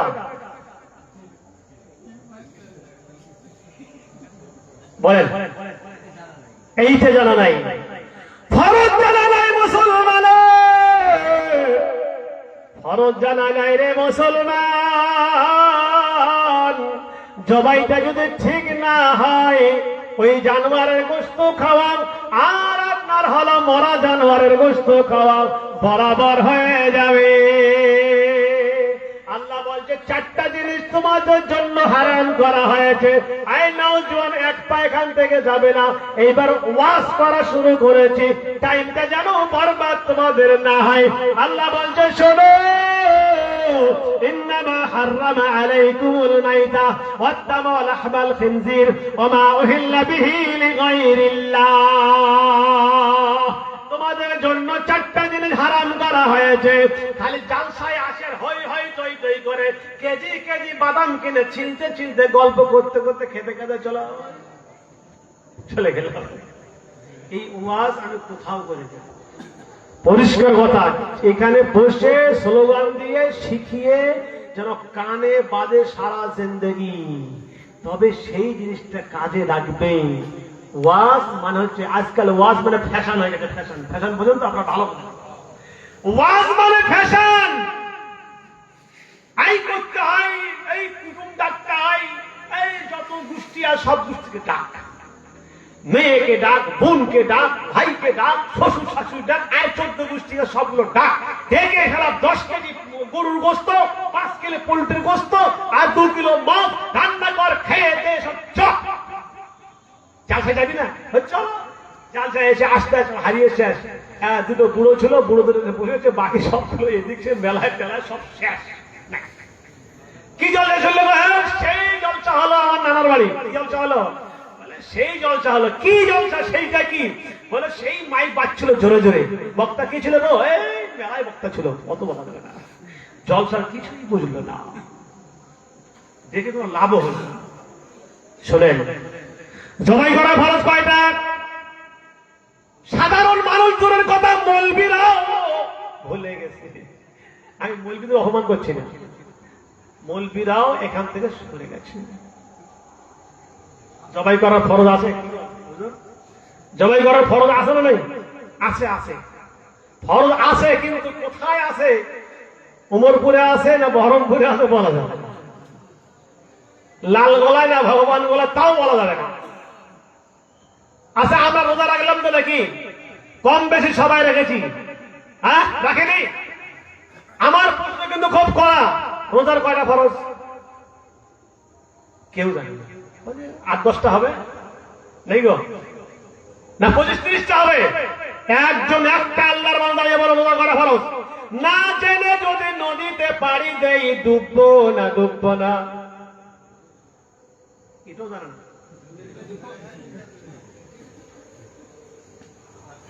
নদীতে পাড়ি দিলে হবে না। ও মুসলমান, রোজা করলে নতুন পাড়ার মানুষ, রোজার কয়টা ফরজ জানলাম না। ও মুসলমান, রোজা হলো কি হলো না তাও জানি না। 2টা প্রশ্ন করলাম, 2টাতে একটা উত্তর পেলাম না। জবাই করার কয়টা ফরজ তাও জানি না। বলে জবাই করে কে? বলে আমরা করি। তো কয়টা ফরজ? ওই ভাইদের সব ভিডিও করছে, হ্যাঁ বলছে পরে শুনবো আমি। ভালো করে শোনেন, খুব দরকার আছে। রোজার ফরজ কয়টা রে মুসলমান জানলাম না। রোজার শুরু হলো, 2টা রোজা রাখলাম, লাস্ট 2টা রোজা রাখলাম, এই রোজার ওই রোজা। তারপরে ঈদের নামাজ পড়তে চলে গেলাম। ওকে জিজ্ঞেস করা হলো, আমি যাচ্ছিলাম ঠিক ওই ঈদের আগের দিন। কিবার ছিল এটা? শুক্রবার। আমি শুক্রবার ভোরে ট্রেন ধরেছি, কোথায় জানেন? আপনার নবদ্বীপ ধাম এক্সপ্রেস যায় না, দিতে আপনার জঙ্গিপুর হয়ে যায়। বিশ্বাস করবেন না, ট্রেনে উঠলাম, জায়গা পেলাম না।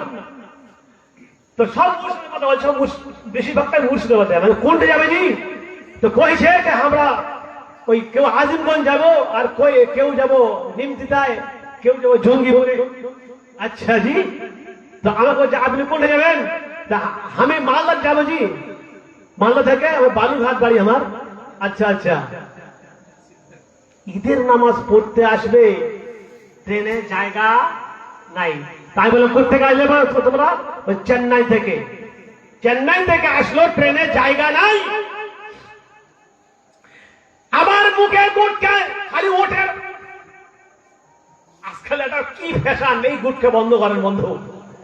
ছোট বড় সমস্ত ছেলে খালি গুটকা খায় আর ঠকে, কেউ খৈনি ঢলছে, আবার কেউ আবার ওই ছোট ছোট এখন বক্স উঠেছে না, আর দিন দান করে চলছে।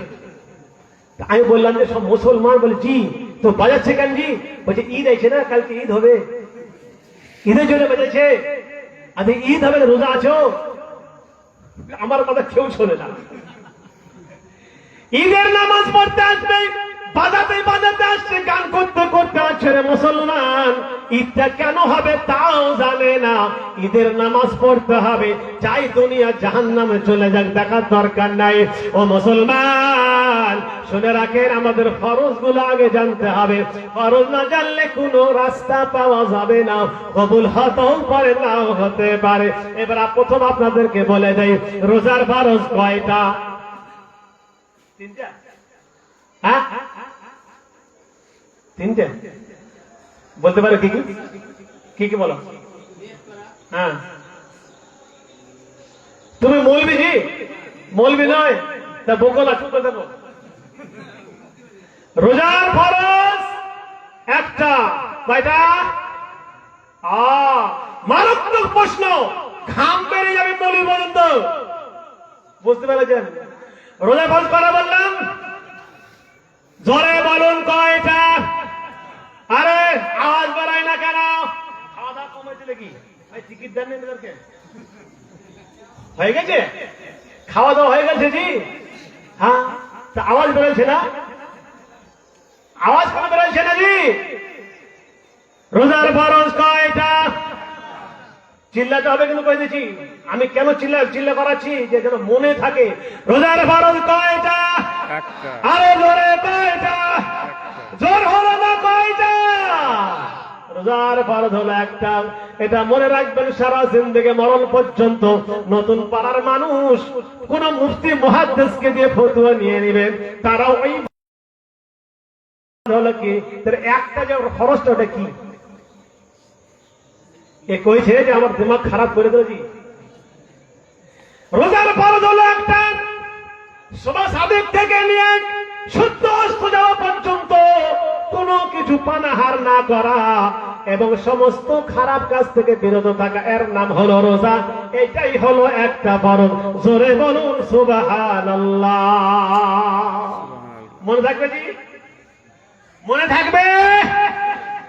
এরা হিপে গেল কি? বিশ্বাস কর, লোক এখানে কম আছে। আমার জলসায় লোক বসে থাকে, ঠান্ডা কালে ঘাম বেরিয়ে যায়।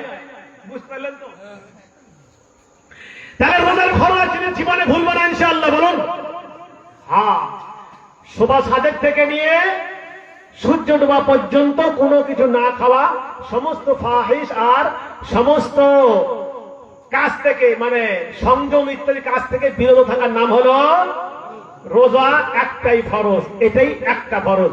মনে রাখবে, আমি কিছু দিয়ে যাচ্ছি, সারা জিন্দেগি ইয়াদ করবেন আমাকে। এবার বলি আপনাদেরকে, শোনেন, জবাই করার ফরজ নাকি এটা বলে নেই একসঙ্গে নাকি? হুজুর রাগ হচ্ছেন নাকি? এগুলো মারাত্মক জিনিস।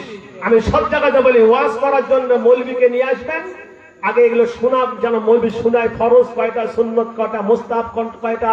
আরে কি শুনলে বলে সেই চাঁদ দিচ্ছিল গো, এত সুন্দর আওয়াজটা মধুর শুনে, তো তুমি কি বুঝলা? বলে কিছুই বুঝতে পারি, খালি আওয়াজটাই শুনলাম। এরকম বক্তা আনিয়ে কোনো লাভ নাই, আর এরকম বক্তা এসব কোনো লাভ নাই। বুঝতে পারলেন? মজবুন বেঁধে দিবেন হুজুর, 1 মাস আগে থেকে, 15 দিন আগে থেকে আপনাকে এই বিষয়ে আমাদের জলসায় ওয়াজ করবেন। নামাজের কয়টা ফরজ, ভিতরে বাইরে, মসজিদের সঙ্গে সম্পর্ক থাকলে কি হবে, আর ঈদগাহের সঙ্গে সম্পর্ক থাকলে কি হবে, আপনি এই বিষয়ে আলোচনা করবেন। মা বোনদের বিষয়ে আপনি আলোচনা করবেন। বিশ্বাস করেন, আমি প্রথমে একটা কথা বলেছি, গোটা শরীর ঘা, মলম কোথায় লাগাবি লাগা। আমি কোন রাস্তা দিয়ে ওয়াজ করবো ভেবে পাচ্ছি না, কোন লাইনতে ওয়াজ করব। তো কমপক্ষে আমি এটাই বেছে নিলাম যে ফরজ গুলো হচ্ছে, ফারাইজটা হচ্ছে আগে। ফরজ না জানলে মুসলমান জাহান্নামে চলে যাবে। তো আগে ফরজটা নিয়ে আলোচনা করি। কথা বুঝতে পেরেছেন না? তারপর ওগুলো করব। এইভাবে বক্তা করতে রাত পার হয়ে যাবে, আপনারও বিরক্ত হবে না, আমিও বিরক্ত হব না। এবার বলি জবাই করার ফরজ বলে দেই। তুই বলো কয়টা? এই জলসার সভাপতিকে চলে গেছে, ভয় চলে গেছে নাকি? চলে গেছে কি? কি করবো? আচ্ছা, তাহলে আপনারা শুনুন, সভাপতি শুনুক আর না শুনুক, আপনারা কালকে বলবেন সভাপতি সাহেব আপনাকে আমরা মনোনীত সভাপতি করেছিলাম ভালোবেসে, আপনি বলেন তো জবাই করার করা ফরজ বলে। ওটা আমি শুনিনি। আমাদের গ্রামে জলসা হলো, সেই জলসার সভাপতি করেছি একটি, আমাদের গ্রামে একটা লোক ছিল 5 ওয়াক্ত নামাজ পড়ে, জীর্ণ শীর্ণ মানুষ, ছোট্ট একটু মানুষটা, খুব আল্লাহ ভীরু মানুষ ছিল, বুঝতে পারলেন? আর গ্রামের সব থেকে গরিব মানুষ ছিল। আগেকার যুগে আলিয়া মাদ্রাসা পড়া মৌলভী ছিল। তো আমাকে জিজ্ঞেস করছে, মুফতি সাহেব এইবার জলসার সভাপতি আপনাকে হতে হবে। আমি বললাম কেন? টাকার জন্য? টাকার জন্য সভাপতি করবেন? না না, টাকার জন্য না, আপনি মান্যগণ্য। তখন আমি বললাম আমার থেকে মান্যগণ্য ওই লোকটা। যদি হাকিকত সত্য, তোমরা সত্যবাদী হও, আর সত্য যদি এই জলসার সভাপতি বানাতে হয়, ওই লোকটাকে বানাবে। ও গরিব কুড়ে ঘরে বাস করে, টাকা দান দিতে পারবে না, কোনদিন সভাপতি হতে পারবে না, এরকম সভাপতি দরকার নাই। সভাপতি মানে কি? জলসাটাকে পরিচালনা করবে এরকম যোগ্য মানুষ সভাপতি করতে হবে। কোরআনের আয়াত ভুল পড়লো, ও সভাপতি বললে মুফতি সাহেব আয়াতটা ভুল হচ্ছে, ওয়াজ ভুল হচ্ছে, সভাপতি বলে দেওয়ার যোগ্যতা রাখে, তাকে করতে হবে সভাপতি। আমরা কি বলে এই গ্রামে যে মরল সে হবে সভাপতি? কেন? মরল একাই সবকিছু হবে? নামাজে, রোজায়, আল্লাহ রসুলে তাকে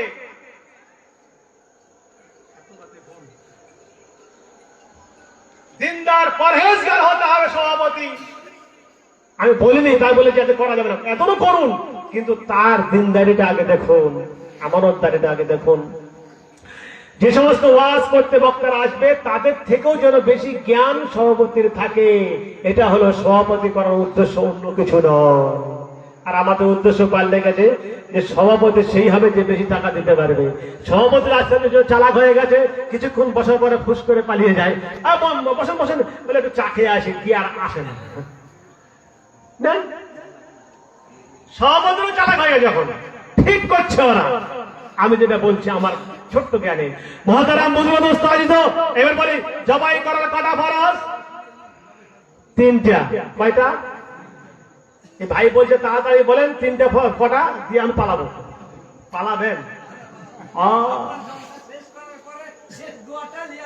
আচ্ছা ইনশাআল্লাহ। যাক, একটা লোক তো বুঝতে পারলো, সেই ওয়াজের একটা গল্প সেরকম হবে না তো। সবাই চলে এসে বলছে ভাই তুমি কেন বসে আছো? বক্তা বলছে লাস্ট কেউ নাই, পুরো ময়দান ফাঁকা। বলছে ভাই কেউ বুঝুক আর না বুঝুক, একটা লোক বুঝলেই আমার জলসা বুঝলে হবে। আল্লাহর কাছে এটাই ফরিয়াদ করবো, আল্লাহ গো একটা লোক আমার জলসা বুঝতে পেরেছে। বলছে ভাই তুমি কেন বসে বলতো? বলে আমি একটা দরকারে বসে আছি। বলে কেন? বলছে মুলি সাহেব সবাই চলে গেছে, চেয়ারটায় বসে আছে, চেয়ারটা আমার ওটা নিয়ে যাবো ওই জন্য বসে আছি।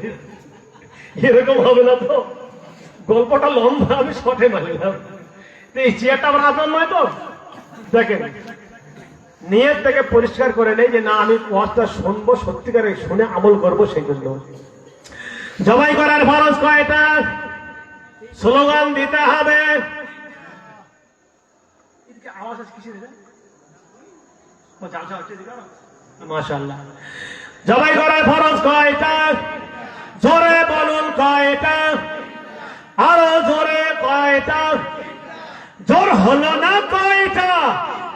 মনে থাকবে ভাই, আল্লাহ বলছেন শোনো 4টা জিনিসকে আমি হারাম করেছি রে মুসলমান, খবরদার ওই 4টা জিনিসের ধারে পাশে যাইও না, না হলে তোমরা হারাম খেয়ে নেবে। 1 নম্বর হলো ইন্নামা হাররামা আলাইকুমুল মাইতা, মরা জানোয়ারের গোশত তোমাদের জন্য আমি হারাম করে ফেলেছি। আমি কিন্তু ওয়াজ এখনো শুরু করিনি, ট্যাবলেট দিচ্ছি ওদেরকে, কেবল দিচ্ছি, লেখছি, কেবল দেইনি এখন, বুঝলেন তো? আরে বৌমাদেরকে বলবে যে আজকে শিখে আসলাম। কথা বুঝে আসছে? বৌমাগুলোর নারাজ কেন হয়? আগে তুমি ছিল রাত 12টা পর্যন্ত, জানলে না তুমি যে কি কি শুনে আসলা, কইতে পারে না। বুঝতে পারলেন? কি এটা বাবু? বুঝতে পারলেন ভাই? কি জান? আল্লাহ বলছেন ইন্নামা হাররামা আলাইকুমুল মাইতা। এক নম্বর কথা হলো, শুনে রাখো, আল্লাহ বলছেন তোমার উপর আমি মরা জানোয়ারের গোশত হারাম করে দিয়েছি।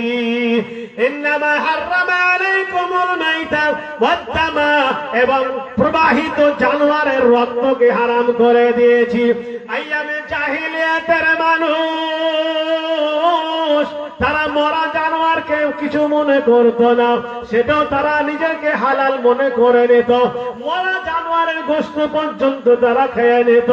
আর একটা মজার কথা হলো, আইয়ামে জাহিলিয়াতের মানুষ, আগের জামানার মানুষ, সেই জামানার মানুষ, বিশ্বনবী আসার আগের জামানার মানুষ, তারা যখন যে কোনো জানোয়ারকে গলাটা কেটে দিত, প্রবাহিত রক্তগুলোকে থালায় বা কোনো বর্তনে ধরে নিত, এবং সেই রক্তগুলো যখন জমে যেত সেটাকে সুন্দর করে পিস পিস করে কেটে কেটে রান্না করে কিংবা কাঁচাই তারা আনন্দ করে খেত। আল্লাহ বলছে শোনো, ইন্নামা হাররামা আলাইকুমুল মাইতা, মরা জানোয়ারের গোশত তোমাদের উপর হারাম করে দিলাম। ওয়াদ-দামা, আর প্রবাহিত রক্তকে তোমাদের জন্য হারাম করে দিয়েছি। 3 নম্বর হলো ওয়ালাহমাল খিনজির, শুয়োরের গোশত তোমাদের জন্য হারাম করে দিয়েছি। 4 নম্বর শুনে রাখো মুসলমান, সবাই মুনাফিক হয়ে যাচ্ছে, সেই কাজের মধ্যে সবাই জড়িত হয়ে যাচ্ছে। আল্লাহ বলছেন ওমা উহিল্লা বিহি লিগাইরিল্লাহ, আল্লাহর নাম ছাড়া অন্য কোন নামে, অন্য কারো নামে যদি খানা তৈরি করা হয়, কোন জানোয়ার জবাই করা হয়, কেউ বা হোসেনের নামে, কেউ বা হাসান হোসেনের নামে, কেউ বা আলীর নামে, কেউ বা পীর বাবার নামে, কেউ বা অমুক বাবার নামে ইত্যাদি, আশতালা বাসতালা শাওরাতালা, এদের নামে যদি কেউ জানোয়ার জবাই করে কিংবা সিন্নি বানায় রান্না বান্না করে, আমার আল্লাহ বলতে শোনো, আমার নাম ছাড়া, আমার নাম ব্যতি রেখে অন্য কারো নামে যদি কোনো খানা তৈরি করা হয় বা জানোয়ার জবাই করা হয়, সেই গোশত বা সেই খানা তোমাদের জন্য হারাম করা হলো। নারে তাকবীর! আমার কথা না, আমার 14 পুরুষের কথা কোরআন বলে দিয়েছে। অতএব এই জামানায় পোল্ট্রি মুরগিকে আমরা এমন খাচ্ছি, আগে যেমন মানুষ শাক খেত, মানুষ শাক খাওয়া ভুলে গিয়ে এখন পোল্ট্রি গিলছে। গিলছে না জি? শাক খাওয়া ভুলে গিয়ে পোল্ট্রি গিলছে। গেলেন, কিন্তু 3টা তরিকাটা ঠিক করে আপনি নেন, না হলে হবে না। আচ্ছা, এবার বলুন তো, এটা বলছি, এটাকে বলে দেই। মহাতারাম বুজুর্গ দোস্ত, আমি ওয়াজ শুরু করে নাই, তার মধ্যে যদি শেষ হয়ে যায় শেষ করে দেবো আমি। বুঝতে পেরেছেন তো? আপনাদেরকে বলি, জবাই করার 3টে ফরজ, কান খুলে শুনে নেবেন কিন্তু একদম। আপনার এই যে কোনো জানোয়ার জবাই করার 3টে ফরজ। ভাই শুনছাই? তোমার নাম কে ভাই? শুনছো তো? শুনছো? ওই যে গল্প করছেন, আমি বলছি এদিকে, তোমার যদি গল্প মূল্যবান হয় উঠে বাইরে গিয়ে গল্প করো। একটা ঘটনা ঘটেছে কি, গোলাম মর্তুজা আছে না, আমাদের ঐতিহাসিক বক্তা ছিলেন মেমারি মাদ্রাসা, উনি বলছেন আমি একদিন বক্তা করছি, বক্তা করতে করতে কি যে তায়াম্মুমের 3টে ফরজ। কয়টা? তায়াম্মুমের 3টে ফরজ। যদি ভাই স্ত্রীর সঙ্গে মেলামেশা বা সহবাস করো, বা কোন ছেলে মানুষ যদি মানে স্বপ্নদোষ হয়ে যায়, তাহলে তোমরা কমসে কম তায়াম্মুমটা করে নিও, পাক অবস্থা থাকবে, তায়াম্মুমটা করে নিও। তো এবার তায়াম্মুম করার 3টে ফরজ গোলাম আহমদ মুর্তজা বক্তা তোমাকে খাস করে বলছে, কান দিয়ে শুনবে। বলছে এবার আমি বলেছি কিচ্ছু মাটি বাড়ির না পাওয়া যায়, কমপক্ষে বাড়িতে মাটির হাঁড়ি থাকে না, আগের জামানায় মাটির হাঁড়ি ব্যবহার হতো না, আমাদের জামানাতে হতো। তো ওই মাটির হাঁড়িতে তায়াম্মুমটা করে নিবে। এইবার যে শ্রোতা ওর মতন গল্প করছে আর শুনছে, এবার সে শুনছে কি জানেন, ও ঘুমোচ্ছিল, তখনকার খালি এতটুকু শুনতে পেয়েছে যে মাটির হাঁড়িতে তায়াম্মুম করে নেবে, তাহলে তায়াম্মুম হয়ে যাবে। গোলাম আহমদ মুর্তজা সাহেবের কথা ছিল। তো এই ঘুমোতে ঘুমোতে শুনেছে, এবার শোনার পরে যাই হোক ঘুম ফট করে ঘুমটা ভেঙে গেছে, খালি এইটুকু শুনতে পেয়েছে মাটির হাঁড়িতে তায়াম্মুম করলে তায়াম্মুম হয়ে যাবে। এবার এ বাড়িতে গিয়ে করেছে কি, রাতের বেলায় এবার গোসল ফরজ হয়েছে, তখন ওই তায়াম্মুম করছে, আর মা বলেছে মাটির হাঁড়ি তায়াম্মুম করে তায়াম্মুম হয়ে যাবে। তাহলে কোথায় রান্না, ওই রান্না ভাত রান্না করা হাঁড়িটা ছিল, আর আগে জানো তো গ্যাস ছিল না, ওই এবার মাটির হাঁড়িতে ঘুষে কালি দিয়ে তায়াম্মুম। সকালবেলা যখন বেরিয়ে এসছে তো বন্ধু, কি আবার তোর মুখে কালি কেন? বলছি কেন, কালকে শুনিসনি যে ওই গোলাম আহমদ মুর্তজা বক্তা করছিল যে মাটির হাঁড়ি তায়াম্মুম করলে তায়াম্মুম হয়ে যাবে, তাই আমি তায়াম্মুম করছি। আরে গাধা কোথাকার, এও রান্না করা হাঁড়ি তো কালি সহকারে মুখে মেখেছিস? হ্যাঁ তাই। কি বলেছিল? গোলাম আহমদ মুর্তজা সাহেব বলেছেন যে নতুন মাটির হাঁড়িতে তায়াম্মুম করার কথা, আর তুই তো চলো রান্না করা হাঁড়িতে তায়াম্মুম করেছিস। তুমি গল্প করছো ওই দিয়ে কাল সকালে যেন মুখে কালি মেখে না বেরিয়ে আসো। বুঝতে পারলে ভাই? আপনারা মজা করবেন না, আমি এটা বললাম কথাটা, যে কোনো কথা গুরুত্ব দিয়ে শুনতে হবে, বুঝতে পেরেছেন? জবাই করার ফরজ তিনটা। এক নম্বর হলো যে ব্যক্তিটা জবাই করবে ওই ব্যক্তিটাকে মুসলমান হতে হবে। কি হতে হবে? মুসলমান হতে হবে। প্রশ্ন করছে যে হুজুর মুসলমান তো হবে মহিলা না পুরুষ, লেডাস না লেডিস? ভাই যত বাণী ইসরায়েলের প্রশ্ন হবে তত উত্তর কিন্তু বেড়ে যাবে। লেডাস লাডিস এর কোনো ব্যাপার এখানে নাই। লেডাস হোক আর লেডিস হোক, জবাই করার জন্য তিনটা শর্ত। এক নম্বর শর্ত হলো যে জবাই করবে তাকে মুসলমান হতে হবে।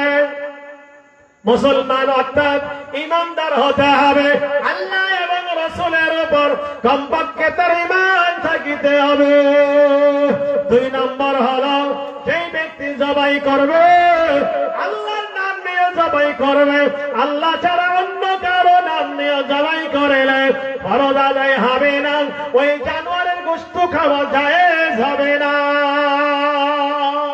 কমপক্ষে বলতে হবে বিসমিল্লাহি আল্লাহু আকবার। মাশাআল্লাহ, পোল্ট্রির দোকানে দেখি গল্প হচ্ছে আর এইদিকে জবাই হচ্ছে।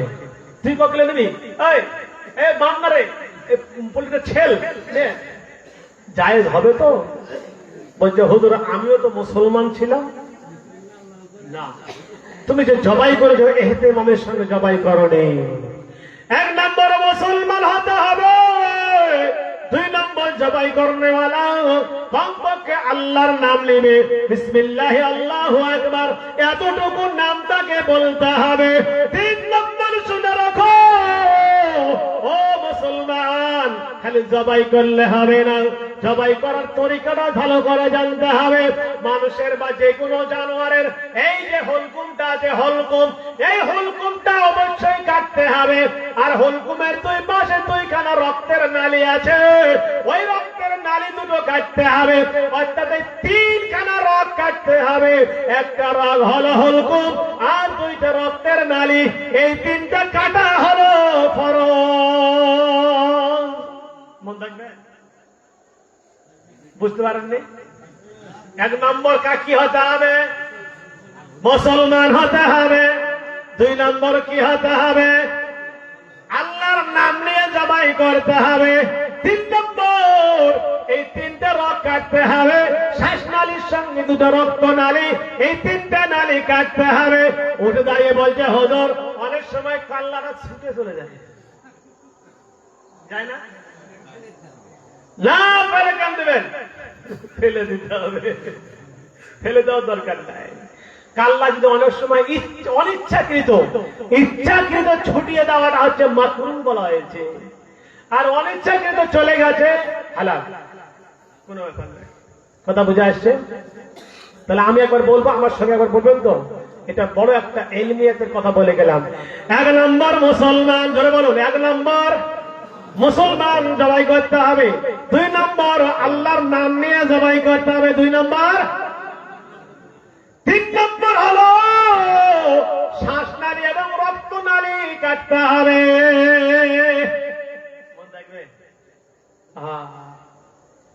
কিন্তু এগুলা কাজের কথা বললাম।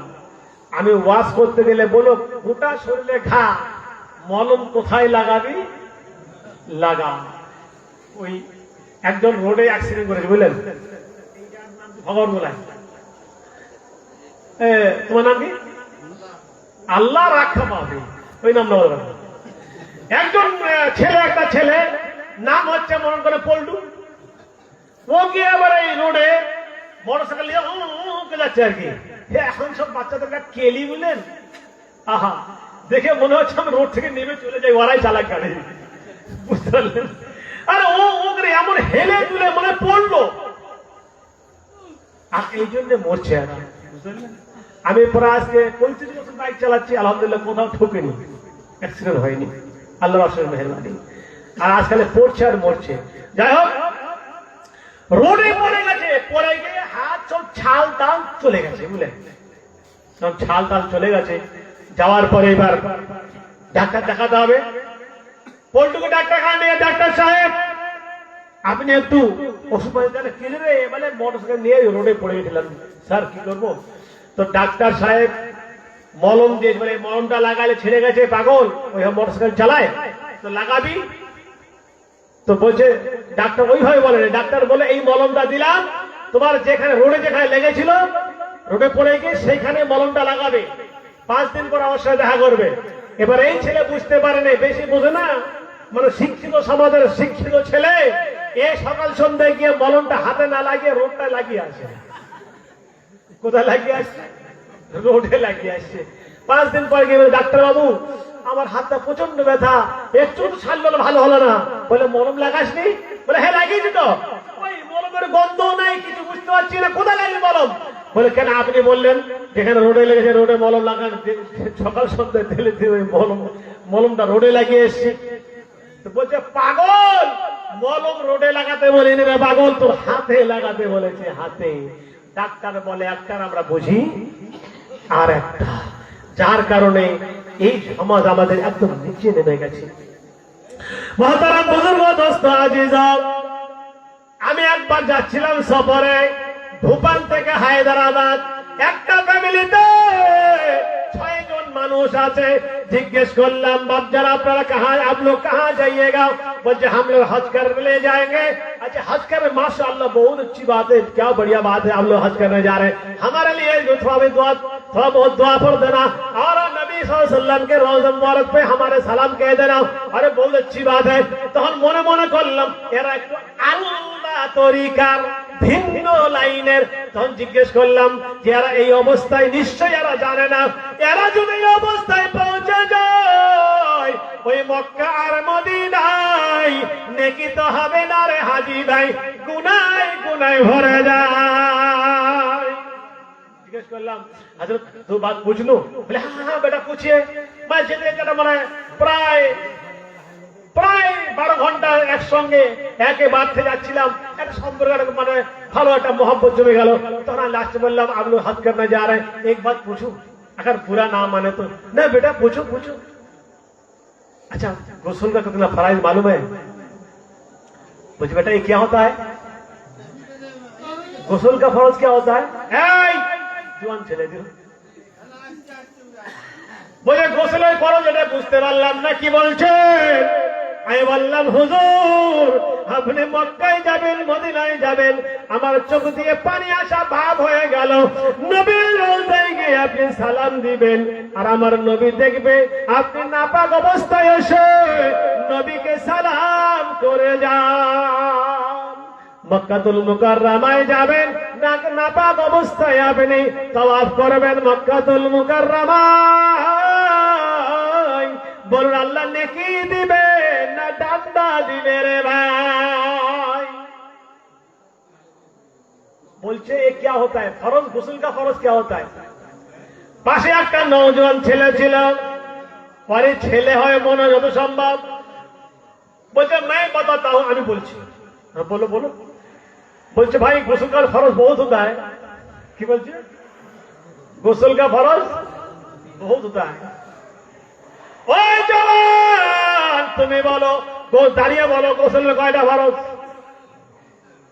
জানো না? তোমার সামনে বন্ধুটা জানা আছে গোসলের ফরজ? হ্যাঁ, মনে হয় তোমাদেরকে বেঁধে আমি সঙ্গে করে নিয়ে যাব। তাহলে ওয়াজ শুনতে আসো নাই, পালিয়ে যাচ্ছিলে কেন?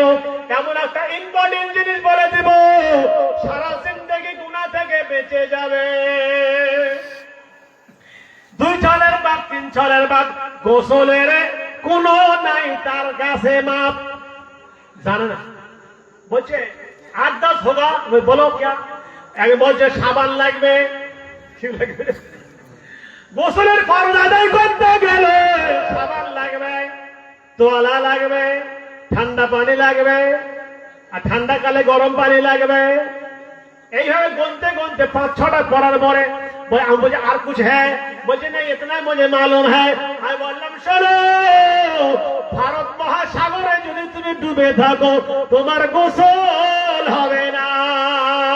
ওরে মুসলমান, নিজের স্ত্রীর কাছে যাও, সন্তান জন্ম দিয়েছো, স্ত্রীর কাছে যাওয়ার তরিকা তোমার জানা নাই, স্ত্রীর সঙ্গে সম্পর্ক রাখার তোমার তরিকা জানা নাই।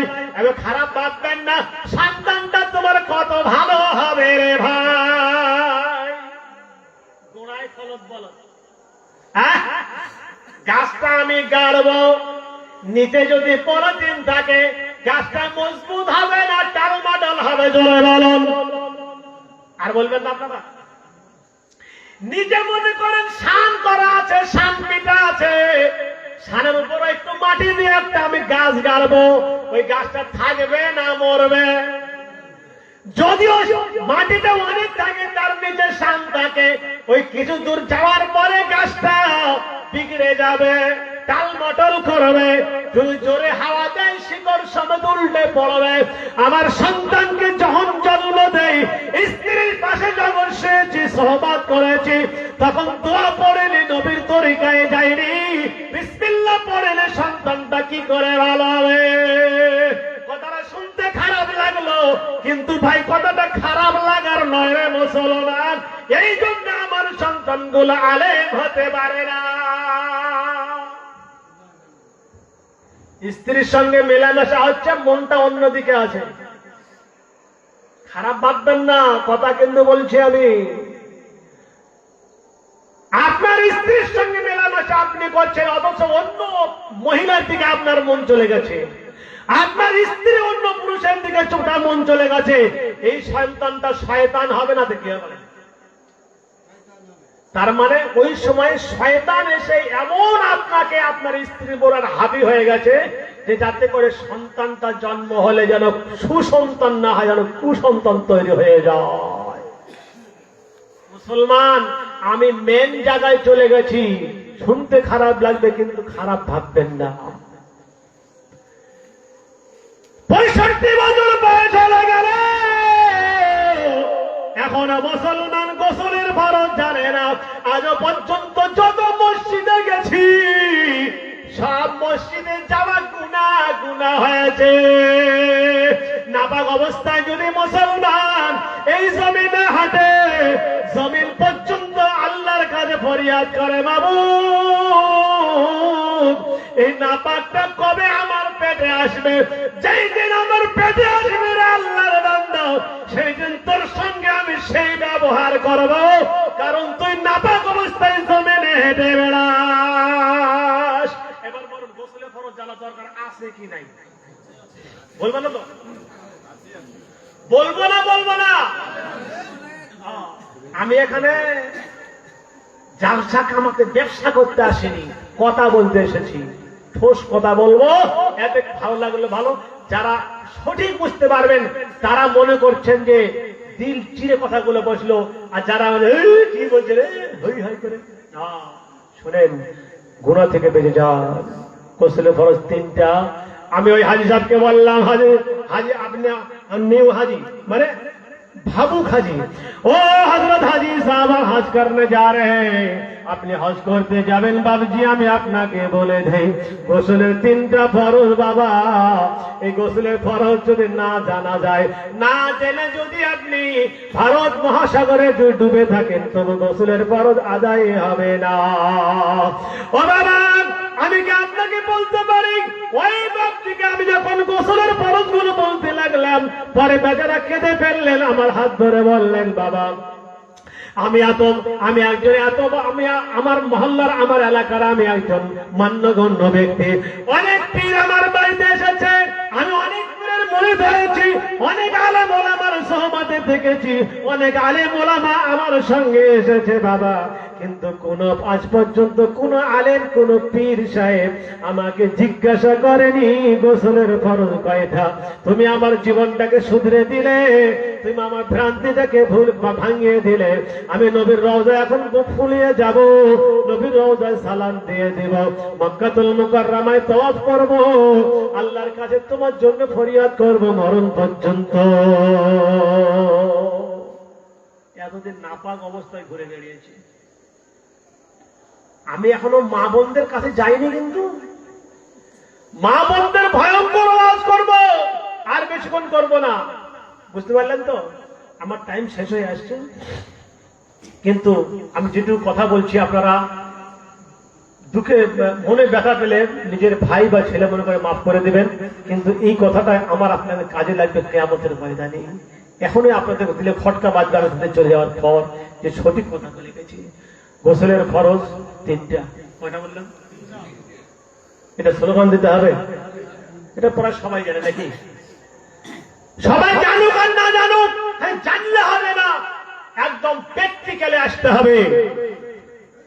মানুষ নাপাক হয় কয় কারণে সেটাও জানতে হবে।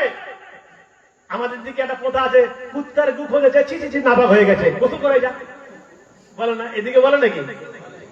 কুত্তার গু খুঁজে নাপাক খুঁজে হয় না, ভালো করে পাতা ধরে হয়ে যাবে, পাক হয়ে গেল। যেমন মানুষের গু যেমন নাপাক, ওই কুত্তার গু সেমন নাপাক। মানুষের গু হলে যেমন পা ধুলে পরিষ্কার হয়ে যাবে, কুত্তার গু হলে সেমন পরিষ্কার হয়ে যাবে। কথা বুঝে আসেনি? এই দেখেন মুফতি সাহেব ফতোয়া দেন, গোসল করতেই হবে, নাহলে পাক হবেই না। ভাবছি গোসলের কয়টা বড় জিজ্ঞেস করেন তো, গোসল কয় কারণে ফরজ হয়? হ্যাঁ,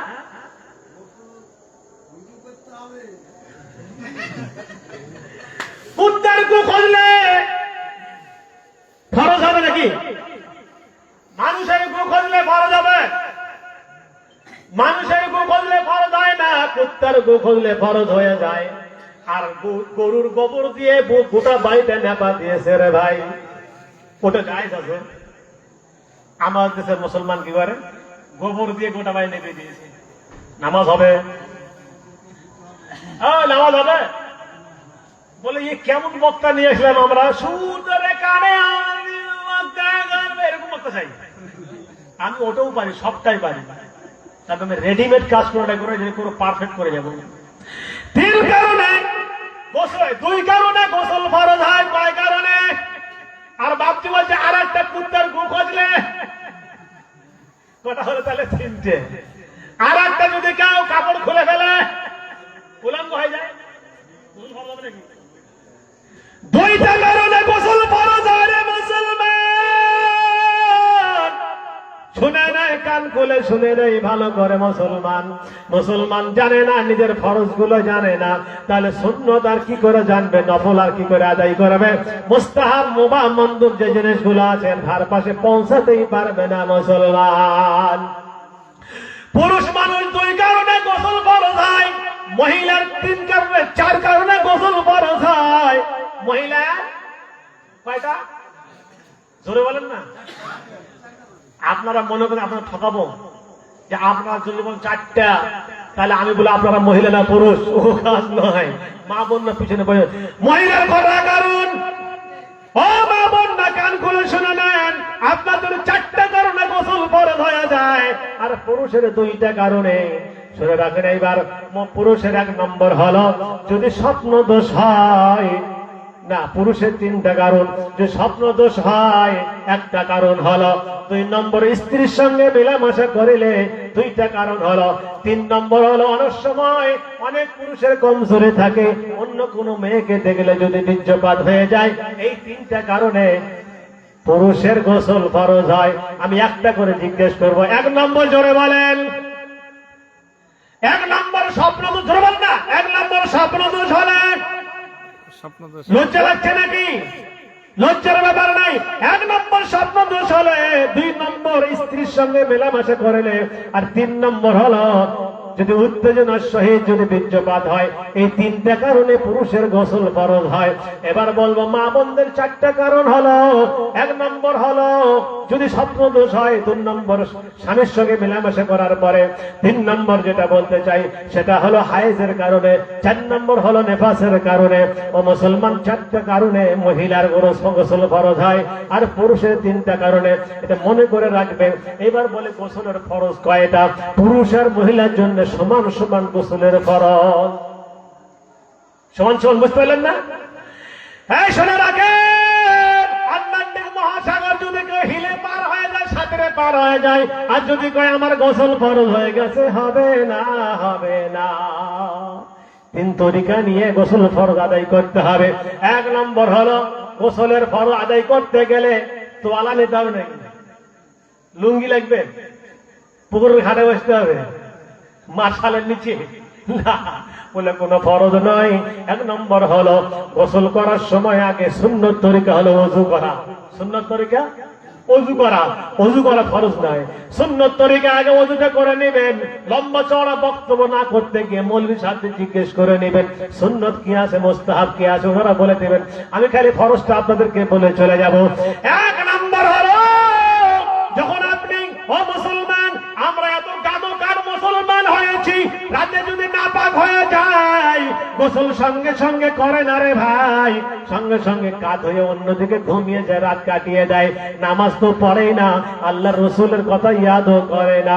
শুনে রাখেন, যে সমস্ত বাড়িতে স্বামী স্ত্রী মেলামেশা করার পরে কিংবা কোনো মানুষ যদি নাপাক হয়ে যায়, সেই অবস্থায় যদি রাতের বেলায় যদি না সঙ্গে গোসল না করে যদি শুয়ে পড়ে, ওই বাড়িতে অভাব আসবে, ওই বাড়িতে অশান্তি আসবে, স্বামী স্ত্রীর মধ্যে মিল মহাব্বত কমে যাবে। হয়তো আপনাদের কমবে না, মুর্শিদাবাদে মেলা মুসলমান তো, আপনাদের কমবে না, আমাদের কমে যায়। বুঝতে পেরেছেন তো? খবরদার, খবরদার, নাপাক অবস্থায় শুয়ে থাকবেন না রে ভাই। নাপাক হয়ে গেলেন, সঙ্গে সঙ্গে পবিত্র গোসল করে নিলেন, বাড়িতে বরকত হবে, রহমত হবে, স্বামী স্ত্রীর মধ্যে আল্লাহ মহব্বত বাড়িয়ে দেবে। যদি আপনার মনে না হয়, আপনার কাজটা করে দেখবেন, তারপরে আমার জন্য শুকরিয়া আদায় করে একটু দোয়া করে দেবেন। যাই হোক, যে কথা বলতেছিলাম, 1 নম্বর কথা হলো পানি মুখে নিয়ে, মুখ ভর্তি পানি নিয়ে গড় গড় করে কুলি করতে হবে 3 বার, যেন একদম হুলকুম পর্যন্ত পানি পৌঁছে যায়।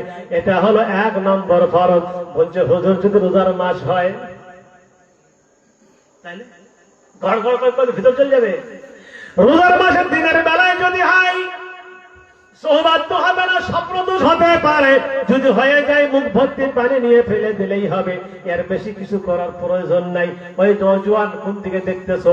তোমাকে আজকে আমার পছন্দ লেগেছে, কথাগুলো নিয়ে যাবা, বাড়িতে কাজে লাগাবা। কোটি টাকা দিয়ে কথাগুলো পাবে না।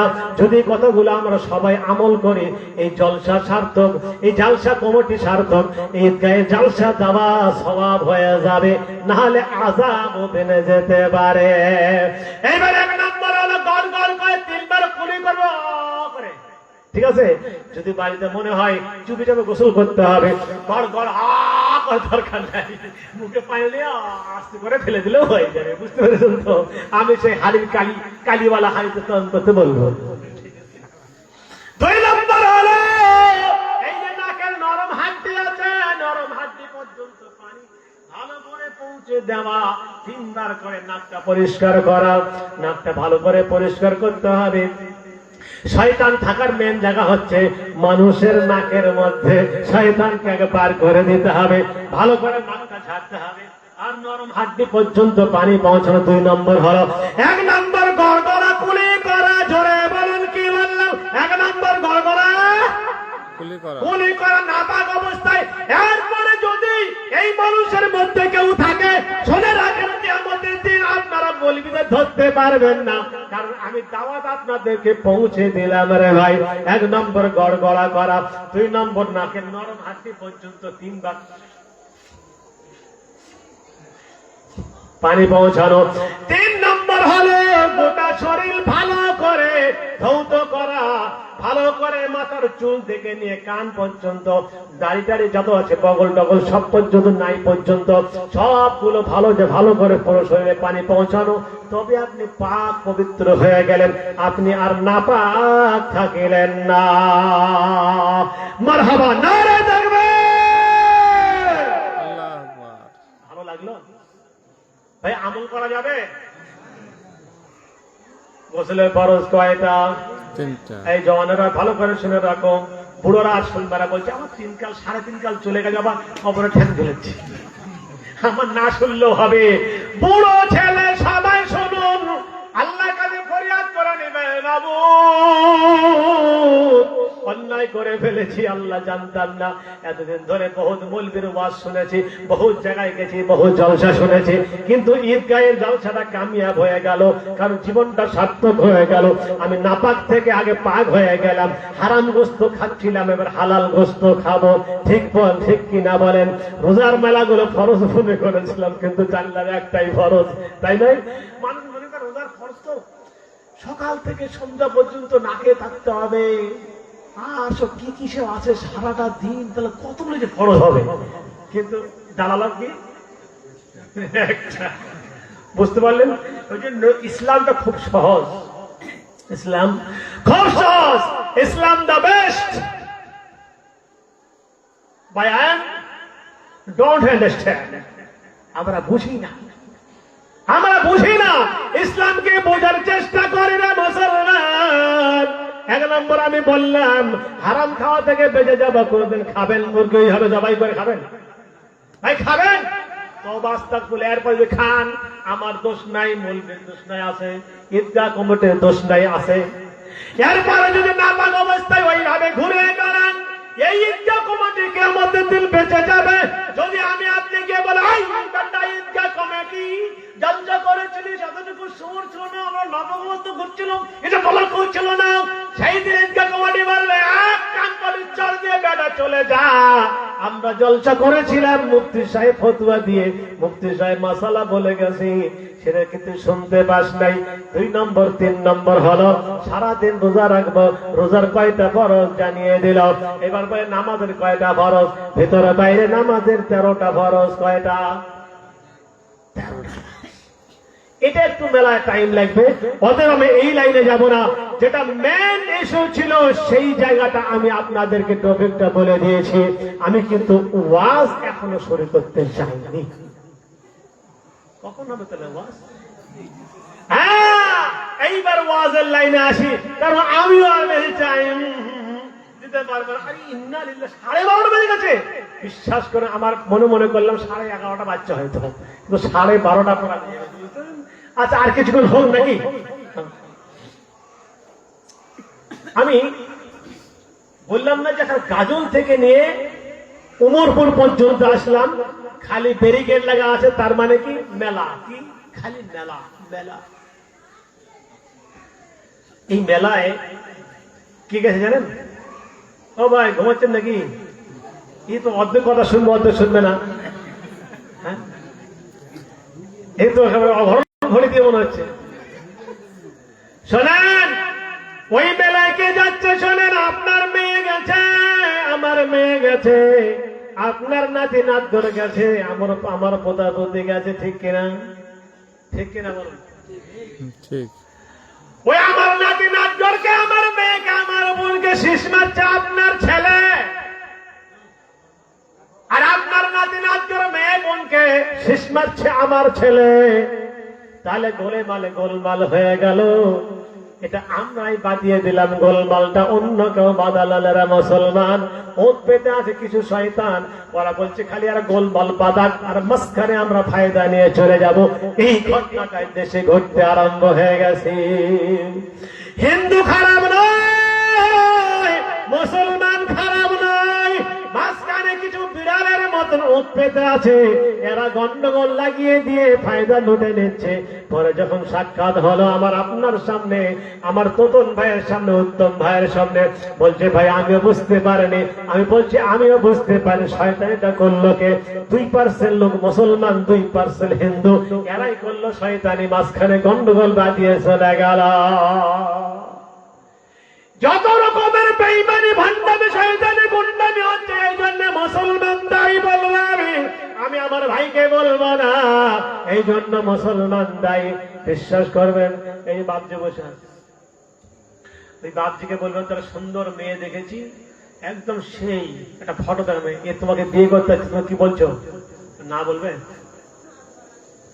না বলবে? আপনারা কি বুঝেন না কিছু? না বলবে? হ্যাঁ, না বলবে না। এই জওয়ানটাকে যদি বলি চিন্তা ভাবনা করি, ভাই কি বলবে, চিন্তা ভাবনা করি। আর ওকে যদি বলি, ও বলে আমার বউ আছে গো, ঝাঁটা পেটা করবে। আরে বুড়ো কি বলবে জানেন, যা হয়েছে হয়েছে, হ্যাঁ হয়ে যাবে, যা। ডাইরেক্ট বলবে হ্যাঁ যা, বলবে না। আমি কিন্তু মজাকে কিছু কথা বলি, আমি হাসার খুব হাসাই, কিন্তু আমি আজকে একটু আমার ব্যাটারি ডাউন আছে, বুঝতে পারলেন? খুব লম্বা রাস্তা অতিক্রম করে এসেছি। যাই হোক, ওটা অন্য অন্য ব্যাপার। তো ব্যাটারি ডাউন আছে বলেন, আমি এত হাসাই মানুষের পেটে ব্যথা হয়ে যায়, বুঝতে পারলেন? তো দেখেন হাসতে দেখেন, আমি ভুল বললে বলেন না, মনে হাসছেন। কাপড়টা সরিয়ে দেন, এই দেখেন, দেখেছেন? পারা গেল না, পারা গেল। ও বাপজি শোনেন, ওই বয়স্ক মানুষ মনে মনে যে কি ফোন দিয়ে আটাচ্ছে উনি জানি না। তাহলে ওই যদি অত ফোন দিয়ে আটাতে পারে, মনে মনে মুস্কুরিয়ে হাসছে, ও কিন্তু মুস্কে ভিতরে হু করে হাসছে, কি আমার কথা বলছি দিয়ে দিব আমাকে, মনে মনে কিন্তু হচ্ছে। কিন্তু শুনে রাখেন, নওজোয়ান কিন্তু করবে না। তাহলে শোনেন, আমি হাসার জন্য বলে নাই, তাহলে বোঝা গেল খায়েশাত, এই নফসানি খায়েশাত জওয়ানের থেকে কার বেশি? বুড়াদের বেশি। শুনে রাখেন, ওই অনেক বুড়ো গুলো আছে না, নাতিনি হয়েছে, মজাক করে, নাতিনি অনেক বড় হয়ে গেছে, নাতিনির হাত ধরে বাজারে ঘুরে বেড়ায়। ও বুড়ো, তোর লজ্জা নাই রে, শরম নাই? হাজি হয়ে এসেছিস মক্কা মদিনা থেকে, এত বড় নাতিনির হাত ধরিস তুই কোন হিসাবে? জায়গাতে ও জায়গাতে ছটে বলেন না, নাই ওই বারের নাতনি হয়, ওই বারের নাতনি হয়, মজাক করে বলে তোকে আমি বিয়ে করলাম, তোকে বিয়ে করব। তার মানে জানবেন বুড়োর মধ্যে শয়তান ঢুকে আছে। আর যদি বুড়ো বলে ও নাতনি পর্দা করো, আল্লাহকে স্মরণ করো, রসুলকে স্মরণ করো, মাথায় কাপড়টা দাও, বুকটা ঢাকিয়ে বেড়াও, জানবেন ওটা ওর মধ্যে শয়তান নাই, ওর মধ্যে আল্লাহর ভয় আছে। আমি যখন আসতেছিলাম, শোনেন, উমরপুর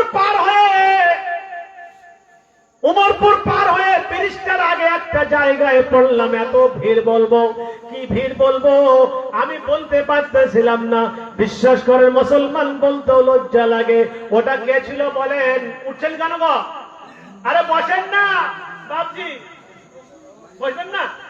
এই দেখেন, উনাকে খারাপ লাগলো কথাগুলো, বুঝতে পারলেন? উনি চলে গেলেন। আমি এবার বলতে চাই আপনাকে, মা বোনরা শুনে রাখেন, আপনাদেরকে বলে যায় রাতের বেলা, ও মা বোনরা শুনে রাখেন, আল্লাহর আযাবের কথাটা বলবো। এই জন্য আমি বাজারে আসতে আসতে যে ঘটনাগুলো দেখলাম, ওই ঘটনার কথাগুলো তুলে ধরতেছি। আমি আপনাদেরকে আগে অনেক কথা বললাম, হাসি পাইলো না, হাসির কথা নয়, বুক ভরা ব্যথা নিয়ে, আমি অন্তরে দুঃখ নিয়ে আপনাদের সামনে কথাগুলো তুলে ধরলাম। আমাদের বহুবল মুসলমান এলাকা, বহু জনবল মুসলিম এরিয়া, এই এরিয়াতে এই অবস্থার মুসলমান, লজ্জার বিষয়। আমরা বুকে হাত দিয়ে বলি, বুক ঠুকে আমাদের দক্ষিণ দিনাজপুরে এবং বিভিন্ন জায়গায় আমি বলি, মুসলমান দেখতে হলে মুর্শিদাবাদে যেতে হবে। এত মুসলমান, কিন্তু এইখানে ঢুকে যদি পরিস্থিতি মুসলমান দেখে, আমাদের দিকের মুসলমান দেখে, সঙ্গে স্টেজে এসে আমাকে বলবে, মুফতি সাহেব আপনি বলেছেন জনবহুল এলাকা মুসলিম এরিয়া মুর্শিদাবাদ, ওইখানের অবস্থা একদম কাট, ওইখানের অবস্থা, ওইখানে ইমান মুসলমানদের একদম বরবাদ। আমি উত্তর খুঁজে পাবো? উত্তর খুঁজে পাবো না। এমন পরিস্থিতি, নৌজওয়ান মেয়েগুলো দেখতেছি রাস্তায় এমন ভিড়, এমন ভিড় রাস্তায়, নৌজওয়ান বিলকুল আমার মনে হয় এদের বিয়ে হয় নাই। আবার মনে হলো অনেকগুলো মানুষ বিয়ে হয়েছে বউ নিয়ে সঙ্গে করে, এমন পরিস্থিতি দিয়ে নিয়ে যাচ্ছে। শুনে রাখেন, এগুলো কত বড় গুনাহ হবে। এবার গুনার কথাটা বলে, এই ঘটনাটা বলে, এই ওয়াজটা করে আমার বক্তব্য শেষ করে দেবা, আর বেশি বলবো না। দাদু বলছে তুমি একটা ব্যবস্থা করে দিয়েই যাও, বুঝলেন তো, একটা ব্যবস্থা করে দিয়েই যাও। শুনে রাখেন, বিশ্বনবী মুহাম্মদুর রাসূলুল্লাহ সাল্লাল্লাহু আলাইহি ওয়াসাল্লাম গিয়েছিলেন শবে মেরাজে। মেরাজে যখন গেলেন, বিশ্বনবীকে জিবরাইল আলাইহিস সালাতু ওয়াস সালাম বললেন, ইয়া রাসূলুল্লাহ চলুন আপনাকে একটু জাহান্নাম ভ্রমণ করে নিয়ে আসি। বিশ্বনবী মুহাম্মদুর রাসূলুল্লাহকে নিয়ে জাহান্নামের দিকে যখন জিবরাইল আলাইহিস সালাতু ওয়াস সালাম এগিয়ে গেলেন, এগিয়ে যাওয়ার পরে দেখতেছেন যেমনি করে জাহান্নামের দিকে এগিয়ে গেলেন, বিশ্বনবী সাল্লাল্লাহু আলাইহি ওয়াসাল্লাম দেখলেন যে জাহান্নামের মধ্যে সবথেকে বেশি মেয়ে ছেলেদের আওয়াজ পাওয়া যায়, এবং মেয়ে ছেলেরাই জাহান্নামের মধ্যে বেশি। জাহান্নামের মেয়ে ছেলেরা, বিশ্বনবী দেখতে দেখতে এক ধরনের মেয়ে ছেলেকে দেখলেন। আজব ঘটনা দেখে বিশ্বনবীর চোখে পানি চলে আসলো। বিশ্বনবী কেঁদে বললেন, জিবরাইল রে, এমন দৃশ্য কোনোদিন দেখি নাই। এই মেয়ে ছেলে যে এত জোরে চিল্লাচ্ছে, এই মেয়ে ছেলেটার কি কারণে, কি গুনার কারণে এত কঠিন আযাব তাকে দেওয়া হচ্ছে। হযরত জিবরাইল বললেন, ইয়া রাসূলুল্লাহ, ইয়া হাবিবাল্লাহ, হুজুর এগুলো কোন মেয়ে ছেলে জানেন? এগুলো হলো আপনারই উম্মতের মেয়ে ছেলে, অন্য কোন উম্মতের নয়, আপনার উম্মতের মেয়ে ছেলে। এক ধরনের আযাব দেখলেন আমার বিশ্বনবী। একটা মেয়ে ছেলে শুয়ে আছে, বিশাল আকারের মেয়ে ছেলে, তার পেটটা উহুদ পাহাড়ের সমান। উহুদ পাহাড় হলো 9.5 কিলোমিটার লম্বা। আমি উহুদ পাহাড়ে চড়েছি, আলহামদুলিল্লাহ। উহুদ পাহাড়টা হলো 9.5 কিলোমিটার লম্বা, চওড়া হলো 3.5 কিলোমিটার। এত বড় একটা পাহাড়, পাহাড়ের সমান ওই মহিলার পেটটা। বিশ্বনবী সাল্লাল্লাহু আলাইহি ওয়াসাল্লাম বললেন, জিবরাইল এত বড় পেটটা হওয়ার কারণ কি তুমি বলে দাও। ও ভাইয়ারা, আমার বাবা জানেরা, বাপজিরা, আপনাদেরকে যে বললাম আমি অনেক কথা বললাম। যেমনি করে গোসলের ফরজ বলেছি, নাপাক থেকে পাক হয়ে যাবেন, যেমনি করে আপনাকে আমি জবাই করার ফরজ বললাম, সেমনি করে হারাম খাওয়া থেকে বিরত থাকবেন। এরকম তো বহু রকমের আছে, অত বলতে গেলে দিন রাত কেটে যাবে সারা জিন্দেগি, এইভাবে বলা সম্ভব হবে না। যতটুকু পারলাম বললাম। এবার এমনি ভাবে আপনাদেরকে নসিহতটা করে যাই, এই ওয়াজটা করে যাচ্ছি। খবরদার মা বোনদের বাড়ি থেকে বেরোতে দিবেন না। ঠিক আছে, বাড়িতে থেকে প্রয়োজনে বেরিয়ে যাবে, একাই ছাড়বেন না। পর্দার সঙ্গে আপনার বাড়ি থেকে আপনার স্ত্রীকে বের করে নিয়ে যাবেন, আপনার মেয়েকে সঙ্গে করে গাইড দিয়ে নিয়ে যাবেন, না আপনার মেয়েকে আপনার ছেলে গাইড করে নিয়ে যাবে, আপনার মাকে আপনি গাইড করবেন। গাইড যদি না করেন, আমাদের ময়দানে হয়তো আপনি জান্নাতে যাবেন, আপনার স্ত্রী, আপনার কন্যা, আপনার সন্তান, আপনার মা, আপনার বাপকে জান্নাতে পাবেন না। বলবো কথাটা। আরো একটা সুন্দর ঘটনা চলে এসছে, ইনশাআল্লাহ বলবো। আমি সর্বোচ্চ ওয়াজ করেছি এক চান্সে 6.5 ঘন্টা, কিন্তু সেই ক্ষমতা অত আর নাই, কমে গেছে, ভোল্টেজ কমে গেছে। এতটুকু আছে যে ইনশাল্লাহ পক্ষে যাব, কিন্তু আমল করতে হয়, নাহলে পক্ষে কোনো লাভ নাই। এটা আগে বলে শেষ করি, টাইম পেলে বলুন, আর চলে যাবো। আগামীতে ইনশাল্লাহ আবার আসবো। রোজার আগে এসেছিলাম কি মাদ্রাসা, হ্যাঁ দয়ানগরে এসেছিলাম। আপনারা ছিলেন না ছিলেন না? ওখানে ছিলেন। বিশ্বনবী মুহাম্মদুর রাসূলুল্লাহ সাল্লাল্লাহু আলাইহি ওয়াসাল্লামকে জিবরাইল বললেন, হুজুর এগুলো হলো আপনার উম্মতের মেয়ে ছেলে। বিশ্বনবী সাল্লাল্লাহু আলাইহি ওয়াসাল্লাম চোখের পানি ছেড়ে দিয়ে বললেন, জিবরাইল কি কারণে এই মেয়ে ছেলেগুলোকে এইভাবে আযাব দেওয়া হচ্ছে? যদি আপনি মুসলমান হয়ে থাকেন, স্ত্রীকে যদি ভালোবেসে থাকেন, নিজের কন্যাকে যদি ভালোবেসে থাকেন, নিজের বোনকে যদি ভালোবেসে থাকেন, নিজের মাকে যদি ভালোবেসে থাকেন, এই হাদিসটার প্রতি, এই ঘটনাটার প্রতি আমলে আজকে থেকে কসম খেয়ে নেমে পড়বে। কি আযাব জানেন? একটা মেয়ে ছেলে শুয়ে আছে, চিৎকার করছে, এমন চিৎকার করে জাহান্নামীরা পর্যন্ত বিরক্ত হয়ে যাচ্ছে। সবাই জাহান্নামীরা বলছে, ও জাহান্নামীরা সবাই মিলে চলো চলো। ওই জাহান্নামী মেয়ে ছেলেটার আওয়াজটা এত বেকট আওয়াজ, আমাদের কানের পর্দা ফেটে যায়।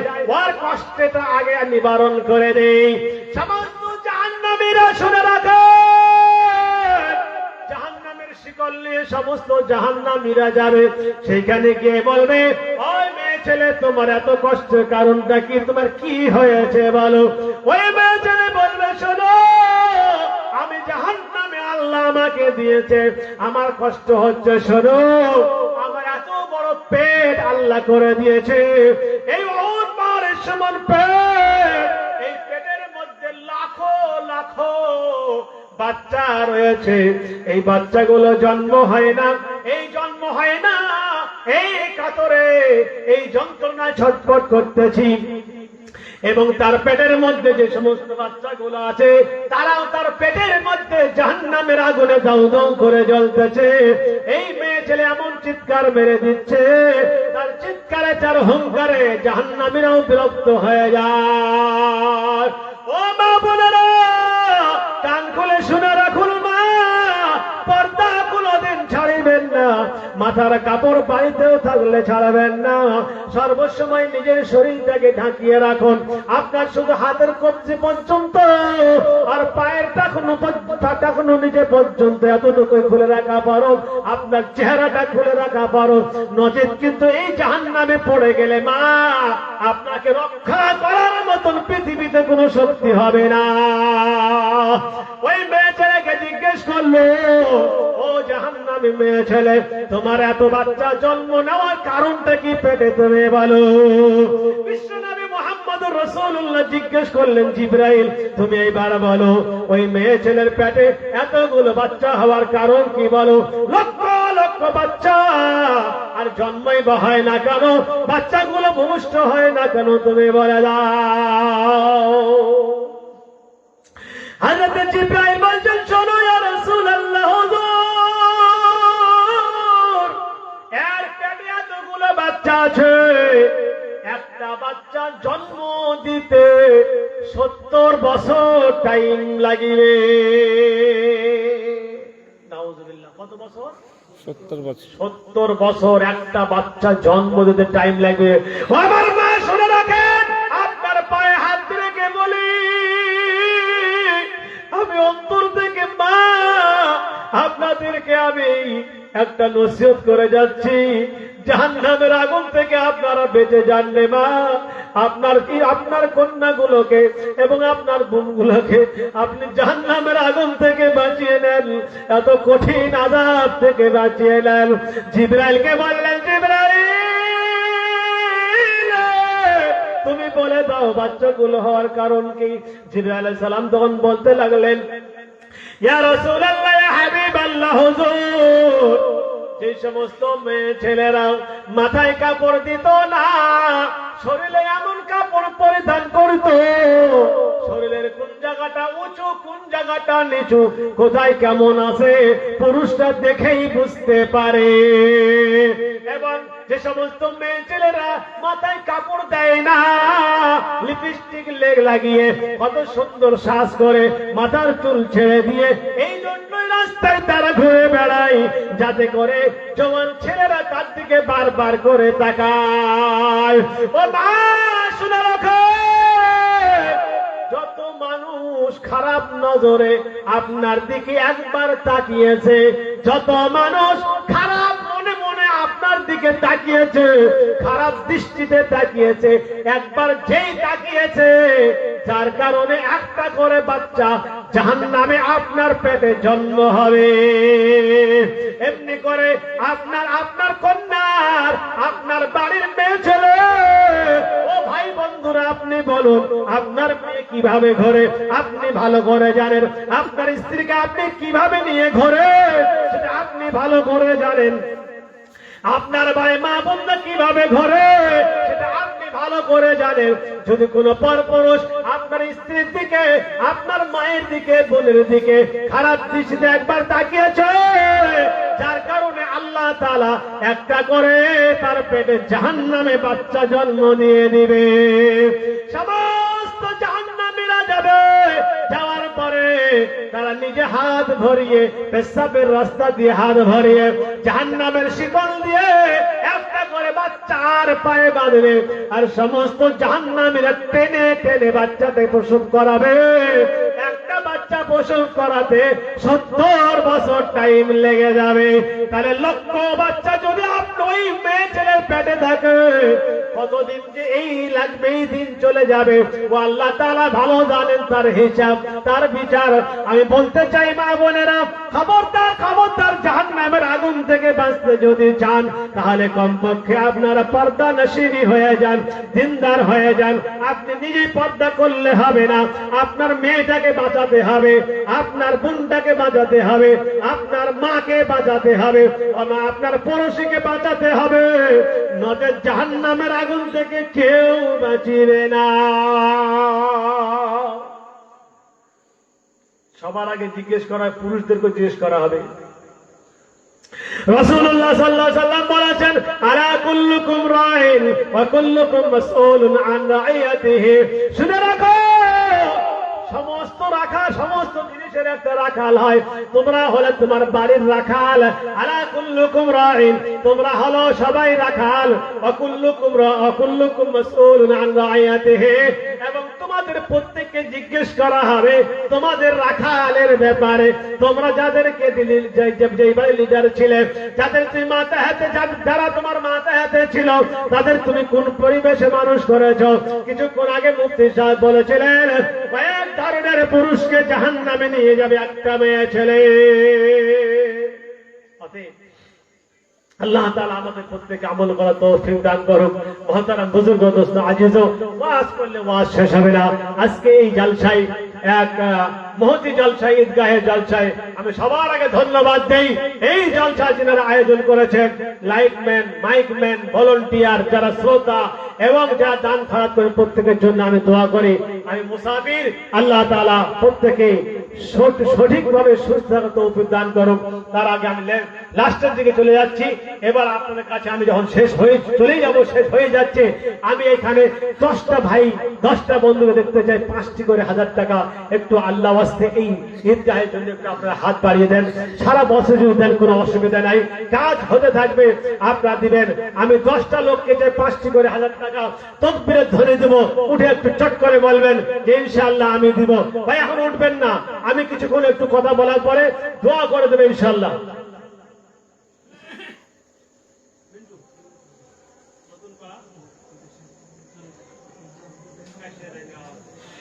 মাশাআল্লাহ, বিন্টু ভাই আমার এখানেতে ছিল কিনা ছিল খোদা জানে, বোঝা গেল।